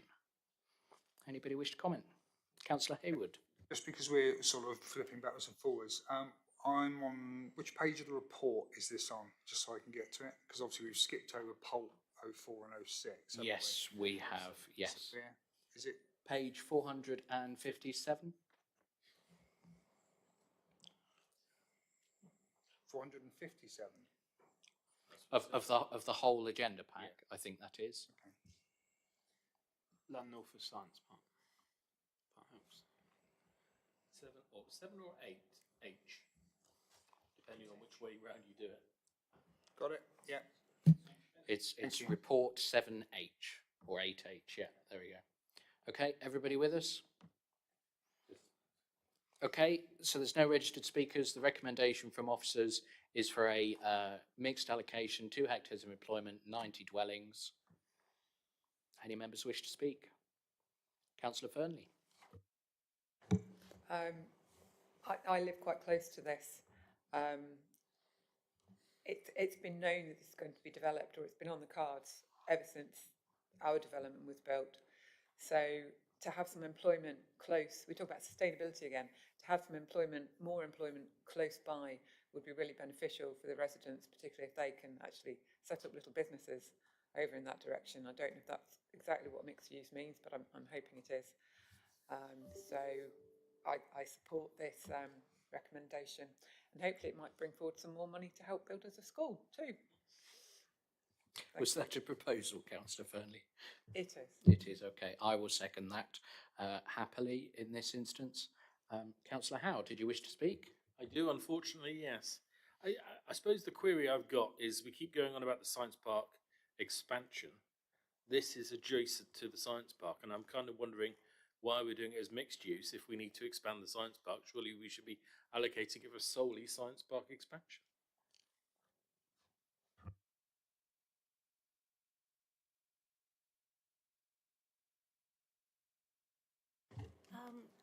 I think the developer would rather the whole site be developed for housing. I think that was their preference. We did look at a science park expansion, but some of the land within the science park hasn't yet been developed out. And I think long term, it's likely to be the latter stages of the plan before it is.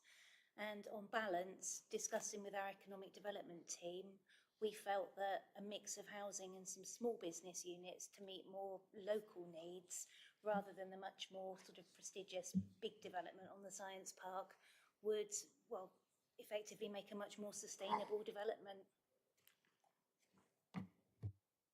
Can I say thank you? It's perfectly summed up what I needed to hear. I think Councillor Howe is scheming for another report. Councillor Hayward. Thank you, Chair. It's only sort of extra consolation to Councillor Howe. As part of what's been going on in the science park over the last 2 years, I believe that the board are proposing to bring an LDO forward for the entire site, which will provide some clarity. And as you know, there's been land swaps and moving here and there and hither and thither to work out what the future is for that site. So I think it's all part and parcel of the bigger picture. Thank you. Thank you, Councillor Hayward. Okay, we have a proposal then from Councillor Fernley, seconded by Councillor Olive, that this site goes forward with that mixed-use allocation shown. All those members in favour, please. That's unanimous. Okay, which brings us then to agenda item 7G. We're going backwards in the alphabet now, which is site Broadclyst 26. The Gypsy and Traveller site allocation at Langeron Lane. And we have Mr. Sorry, Councillor Fernley. Can I declare an effects and prejudicial NRI on this one? Have I got it right there? Effects and prejudicial does mean you'll have to leave the room after public speaking. Okay. Yeah. Got that one? Yeah. Okay. Mr. Phil Wakely, thank you for waiting.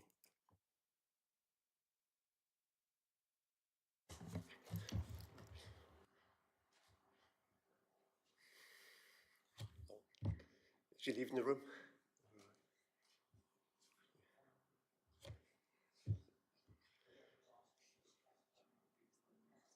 Oh no, after public speaking. Sorry. Anyway, thank you, Chair, and good evening, everybody. I'm the group chairman of First for No Scout Group, a thriving scout group whose headquarters are located on Langeron Lane, directly opposite Ash Piggery. We currently have approximately 85 young people in our Beavers, Cubs and Scout sections, aged between 6 and 14, and will soon be hosting Exeter East Explorer Scouts, who have some 30 members, aged between 14 and 16. And in addition to our own Scout group sections, we also play host to Pinho Rainbows and Brownies, and with the guide unit probably joining us after the new year. The various girl guide sections also number approximately 80 young people, aged between 5 and 12, making a total, if my arithmetic is correct, of approximately 200 young people using our Scout Hut. Meetings are held in the Scout Hut every evening during the week, with extra activities taking place during the weekend, including overnight camps. Some midweek daytime activities also take place. Although the Pinot Scout Group is over 100 years old, we've been at the Langeron Lane location since 1992, when Bovis Homes took over our then home on Pin Lane. As you're aware, Langeron Lane below the railway is now a cul-de-sac and has been designated a green lane, suitable for walkers and cyclists, and is very, very popular, certainly amongst dog walkers, because I'm one of them. But it's still used by motor vehicles driven by our parents, and also for the Rifle Club and for the Plymouth Brethren just up the road from us. Although many of our young people walk to meetings, we do still have a number of parents who drive to the Scouter, and as you can probably imagine, chaos ensues both before and after our meetings, as the road is definitely not suitable for that level of traffic. During our meetings, leaders will park their cars unaccompanied, both in our small car park and on the road, particularly when meetings are consecutive. And so we've got parents picking up from one meeting, parents delivering for the next meeting, so there just is no room. And during the 90s and the early noughties, we regularly had unwelcome visitors who came from the travellers' site on Avocet Road, on what is now Southern Industrial Estate, with our gas bottles being their main target. Would you allow a travellers' site opposite a school? I believe our Scout headquarters should be accorded exactly the same status as a school, given the number of young people using the Scout hut throughout the week.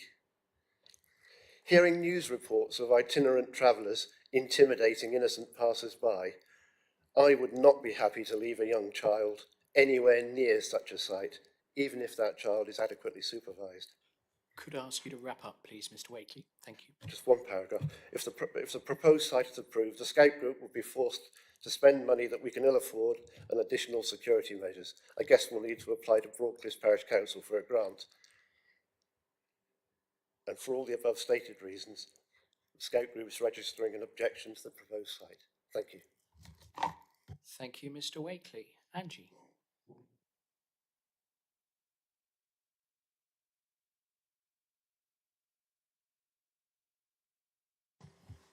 Thank you, Chair. We recognise it's crucial to provide suitable accommodation for all of our communities, including the Gypsy and Traveller population. However, this site raises significant concerns that should be considered in looking at its viability for use. The site, as you can see, is in very close proximity to both the M5 motorway and the Exeter to London Waterloo railway line, both of which contribute to considerable noise pollution. In 2019, we had a planning application on the field immediately opposite the site, and the planning reference 191950 MFOL, and it was acknowledged that the site was deemed unsuitable for residential development due to the noise levels. Triple glazing and other soundproofing methods were recommended in that application as means of mitigation, but these solutions wouldn't be appropriate for the types of accommodation commonly used by the Gypsy and Traveller community, such as caravans or mobile homes. These homes simply cannot accommodate the same level of soundproofing as permanent structures. Moreover, the report from the planning officer raises concerns around the infrastructure of Langeron Lane itself. We know it's a narrow road, it now has no through access, and it's a lane that will require significant work and cost to upgrade it to accommodate any development along its length.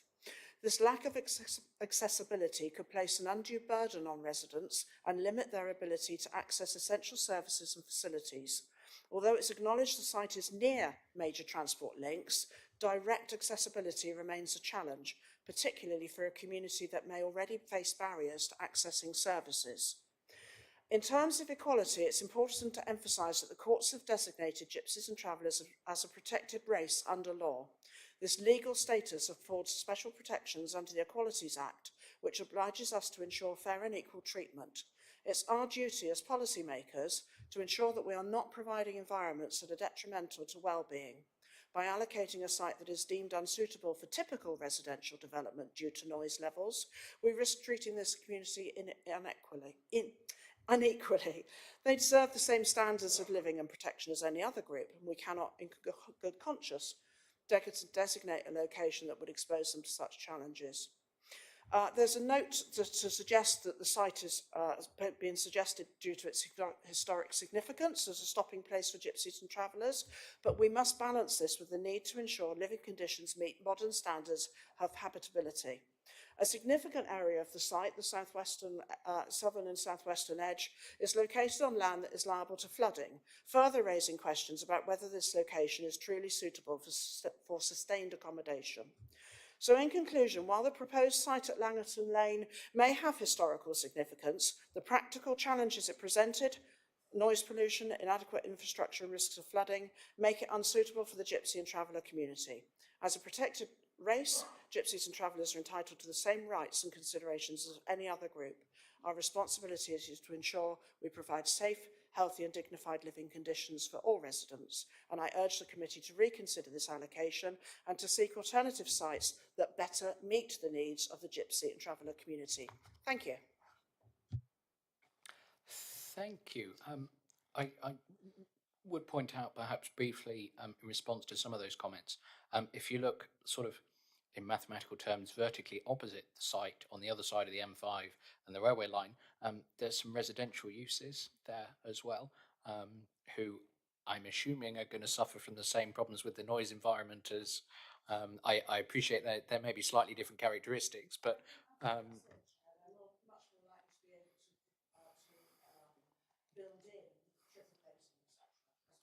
that's a fair observation. That is a fair observation. Okay, into committee then. Councillor Fernley, I think you need to pop out briefly. I don't know. I will look to legal. Yep. Okay, that's fine. Thank you, Chair. Angie has very eloquently and Phil has very eloquently described the problems of this road, so I don't have too much to add, except this particular site is the site that I have had the most emails of any site in the whole local plan. Over 30 in about 24 hours once it was realised that this was a possibility.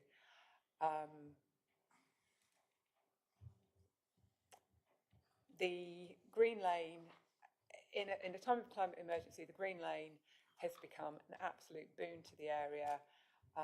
Dog walkers, cyclists, walkers trying to get to and from the station, to and from the doctors. As there are no facilities in Tythebarn, we are very reliant on getting through into Pinhoe, to schools, etc. If any more development happened on Langeron Lane, it would be such a travesty to take the road backwards, making it less safe for people to walk and cycle to and from Pinhoe. Is the bridge over the Pembroke strong enough to cope with heavy lorries that would be needed to take large caravans onto site? A much better use for this area would be an extension to the country park, which is in the Cliff Valley Regional Park, to allow an exit through the park for pedestrians in from Tythebarn through to Pinhoe and vice versa, so it shortened walkers' journeys. I can't support this application. So I go now?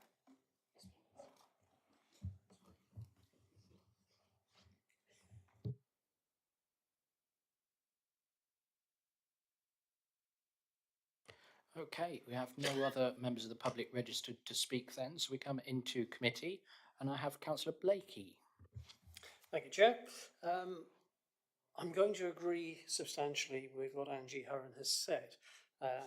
It's a requirement, I believe, that we ensure that we apply the same standards to the travelling community as we do to the permanently settled.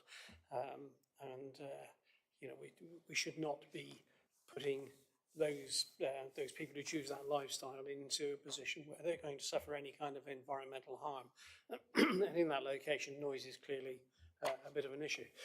The one thing that we really should always try to remember is the difference between gypsies and travellers, and I wish we would stop lumping those two together. I know it's government policy, but they are different groups of people. But let's not confuse them with the the criminal trespassers who plague us every summer come down and misbehave. They are not travellers, they are not gypsies, they are a different type altogether.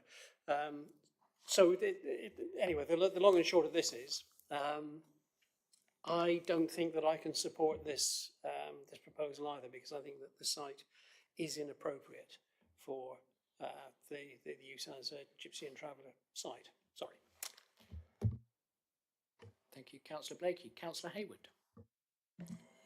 Thank you, Chair. So yeah, this comes down to the issue that we have a statutory duty to provide such sites almost without fail. The local community will object because of myths and some prejudices against these groups. But as Councillor Blakey says, there is distinctions between those who legitimately want to have a gypsy Romany lifestyle and those travellers, and within that we now have a subset. We have van lifers and those people who have no intention on staying on such a site. And I had the opportunity to talk to a group recently in Axminster and asked them why they didn't use the gypsy and traveller site in Axminster in Hawkchurch. And they were unequivocally told me why they won't use it. So actually you can build it, they won't use it, that particular group.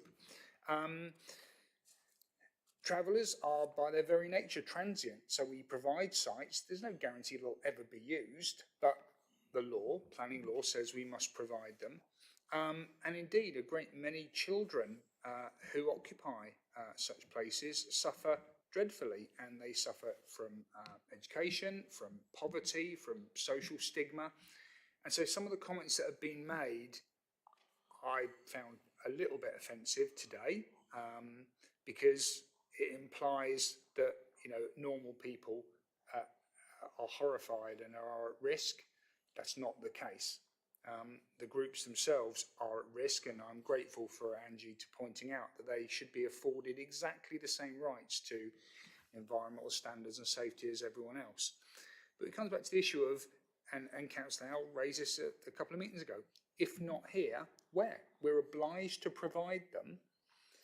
And it seems that wherever we try and methodically and sensitively and carefully develop a plan for a site, it's shot down immediately, because no one, it seems, wants such a site near their properties. They fear crime, they fear property devaluation, they fear all sorts of manner of things. So on this, I mean, it is incredibly close to the M5 and a railway line. And as has been pointed out, it's very difficult to triple glaze a caravan or mobile home. The cost would be prohibitive, and I think even the structural integrity of it wouldn't allow it.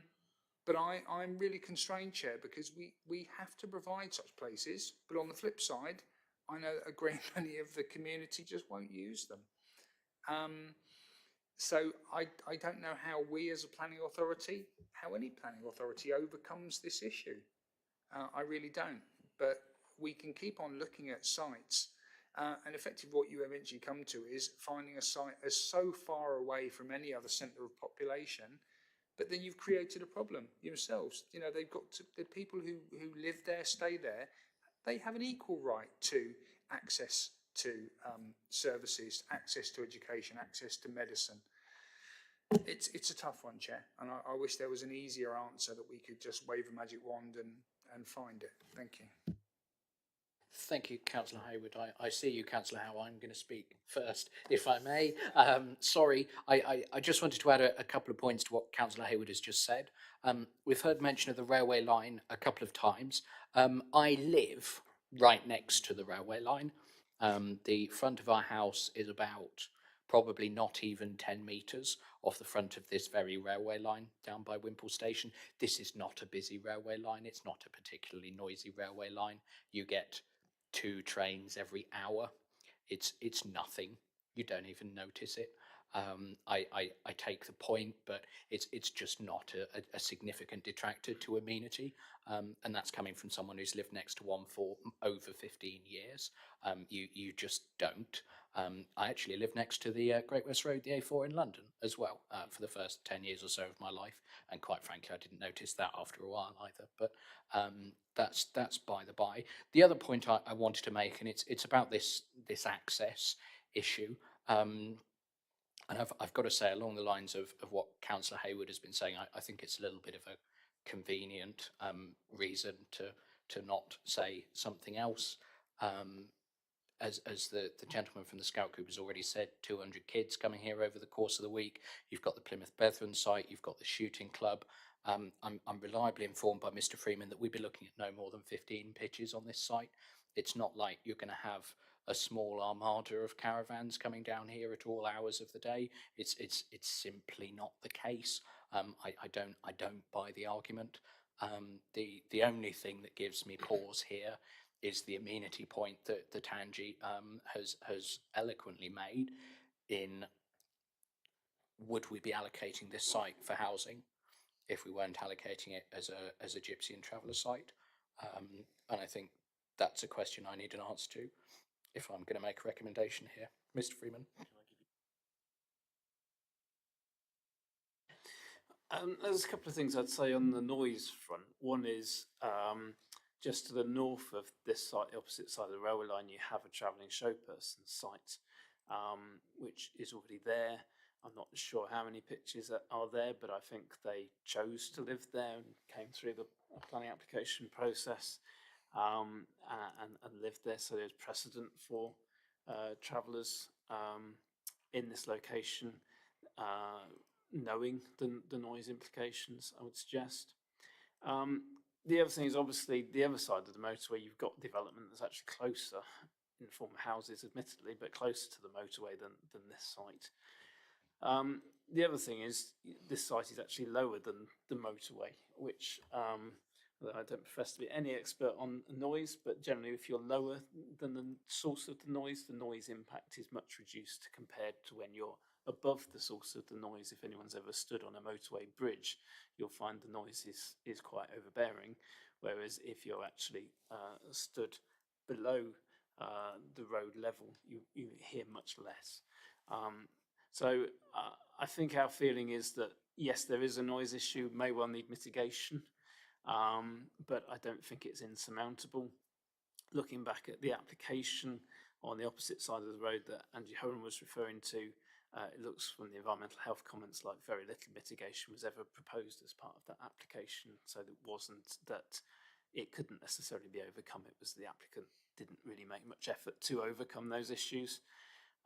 So I don't think that's insurmountable, but I can understand the concern. In terms of allocating this for housing, I think it's borderline in terms of housing, because it is slightly detached from the rest of the Moss Hayne development.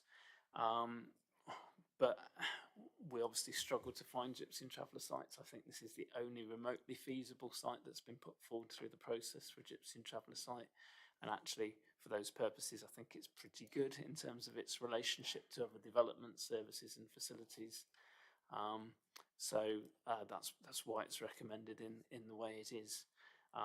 The one caveat I'd pose is that the site is currently on the market. So I think the current landowners put it forward originally a couple of years ago now as potential for a number of uses, including a gypsy and traveller site. We obviously don't know what future owners might feel as to whether or not future owners would actually deliver the site. But I don't think that should necessarily have a bearing at this stage in terms of whether or not you wish to allocate it, but we'll need to be mindful of that moving forward with the plan. Thank you, Mr. Freeman. Councillor Howe. Following on the same veins as just been spoken about, I am minded to push this off to when we come back, purely for the fact that I think we should have some sort of environmental health report on noise. I don't think it's going to be an issue, but just blindly guessing to a certain extent, it would be nice to have an environmental health officer say, yeah, should be fine, or whatever mitigation possible. The other thing I wish to ask, and it's sort of semi thing, we did used to have allocated a pot of money to buy a site, and hearing this one is possibly up for sale, I'm just wondering, one, if that pot of money is still available, because by far, wherever we do allocate a gypsy and traveller site, I believe the only proper way of doing so is by having our ownership of it and then our control of it. And as such, that to me makes it a lot more sensible and a lot more manageable in every other way. So I suppose there's a twin-edged sword there question, and possibly asking to delay decision on this until we have further answers. I think I'd be right in saying answering the second half of that would probably require a Part B meeting. It would certainly require a separate meeting, I would suggest, where I could provide more up-to-date information, and yes, potentially in Part B. So I wouldn't suggest we approach that issue now. And in terms of the environmental health angle, or are you satisfied? We can certainly get advice from an environmental health team if that would help. I don't believe we have so far. We have discussed it with them, but we don't have any formal feedback from them. Can you indicate what their informal thoughts were? It was more of a general discussion about what a gypsy and traveller site might need, and whether that railway line and the proximity to the main road were absolute constraints, and no, they weren't. But I can get more detailed feedback. I mean, I've got to be brutally honest, committee. I'm minded to propose this for allocation. I take the points Councillor Howe has made. Councillor Hayward, did you want to say something? Only that I personally am minded to support Councillor Howe's proposal. I live next door to a railway line. First 6 months it was hell, then you don't hear it. Some of these residents won't be here 6 months, so it might be hell for them. Appreciate that was the Paddington main line, so it was a bit closer. But after 6 months, you're quite right. You don't hear it. Your guests, when they come and stay, do hear it. The question, I suppose, just beyond what Councillor Howe has mentioned, is if we don't allocate any, is that a deal breaker for the entire plan? I mean, if we didn't do this and we couldn't find any others, would our whole plan fail because we hadn't allocated something when we arguably have the opportunity? This comes back to the point about Councillor Howe's proposal.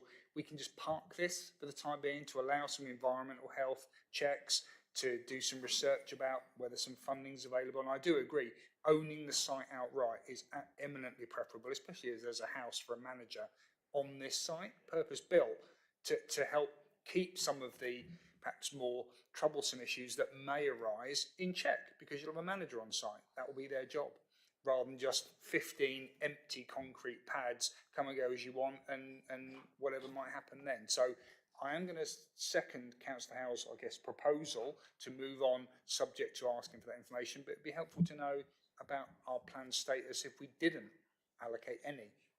Thank you. Through Chair, I mean, I'm mindful that we'll probably need to bring a paper updating members on where we are, because we've recently received an updated Gypsy and Traveller Needs Assessment, which is part of the evidence base for the local plan. I mean, fundamentally, we are required through the local plan to meet the housing needs of all groups in society, basically. So we do need to show that we are meeting the needs of the Gypsy and Traveller community. Obviously, we have, I think, 15 pitches coming forward at Cranbrook at the expansion areas, which are sort of in the pipeline, and potential to deliver additional Gypsy and Traveller pitches at the second new community as part of that. So we are starting to build up a pipeline of sites. What makes me nervous, I suppose, is that that's a pipeline that's still some years away, and the need is phased over the plan period. So it's demonstrating that we can meet the needs across the whole plan period, which is where a site like this would help to meet needs in the shorter term. So I think we can make a case in terms of how we're meeting the Gypsy and Traveller community. It would be a much stronger case with a site like this in the mix.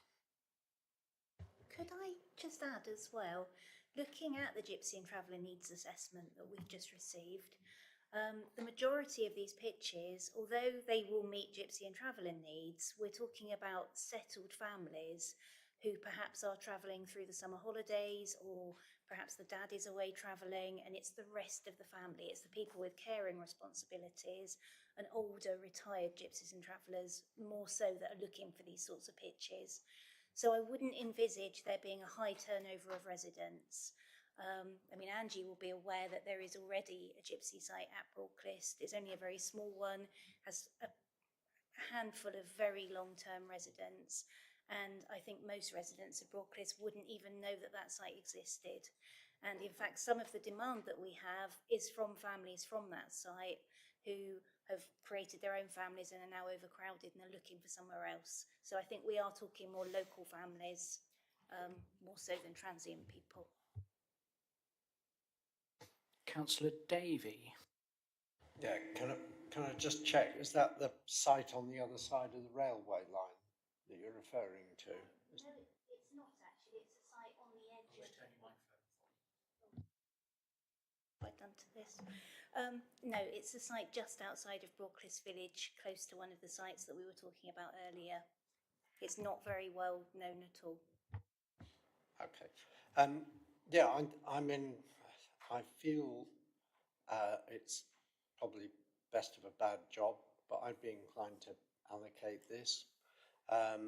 It's further away than the houses on the other side, where I take the point about triple glazing and everything, but people don't necessarily want to keep their windows closed all the time. I don't want to live within earshot of the M5, I have to say.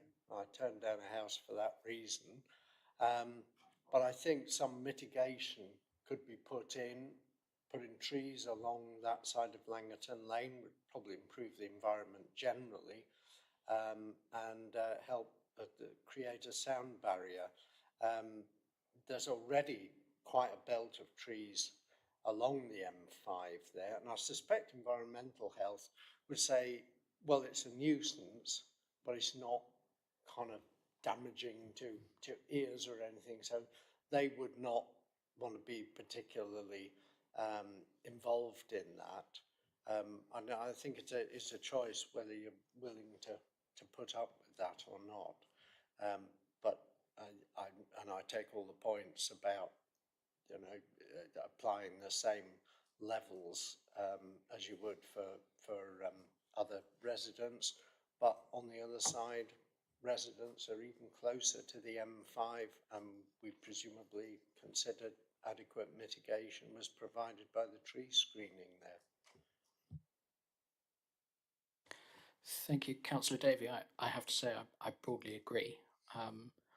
On the basis that Councillor Howe didn't actually make a proposal a minute ago, I'm therefore going to move from the chair I'm going to exploit the technicality for all it's worth, Councillor Hayward.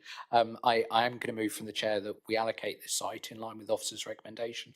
I think it's the right thing to do. Councillor Hayward, did you have anything to add? Did I see your hand a second ago, or was I imagining it? Oh, no, none at all, Chair. Okay. Well, Mike didn't actually make a proposal. And if he did, I think he said he'd probably be happy for me to amend it anyway. So on that basis, then we have a proposal from the chair to allocate this site for Gypsy and Traveller accommodation in line with officer's recommendation. All those in favour, please. That's, I see 4. Those against? And those abstaining? 2. So that is carried. Thank you, members. Okay, it is 6:10 now. I did say we would finish at 6. We have one last set of sites to consider in... No? Right, okay, fine. In which case then we are going to adjourn today's meeting for the 1st of October, where we will consider agenda items 7I, 7E, 7F, 7J, 7K, 7L, 7M and 7N. That meeting will be on the Tuesday, the 1st of October, starting at 10 a.m. Thank you, members.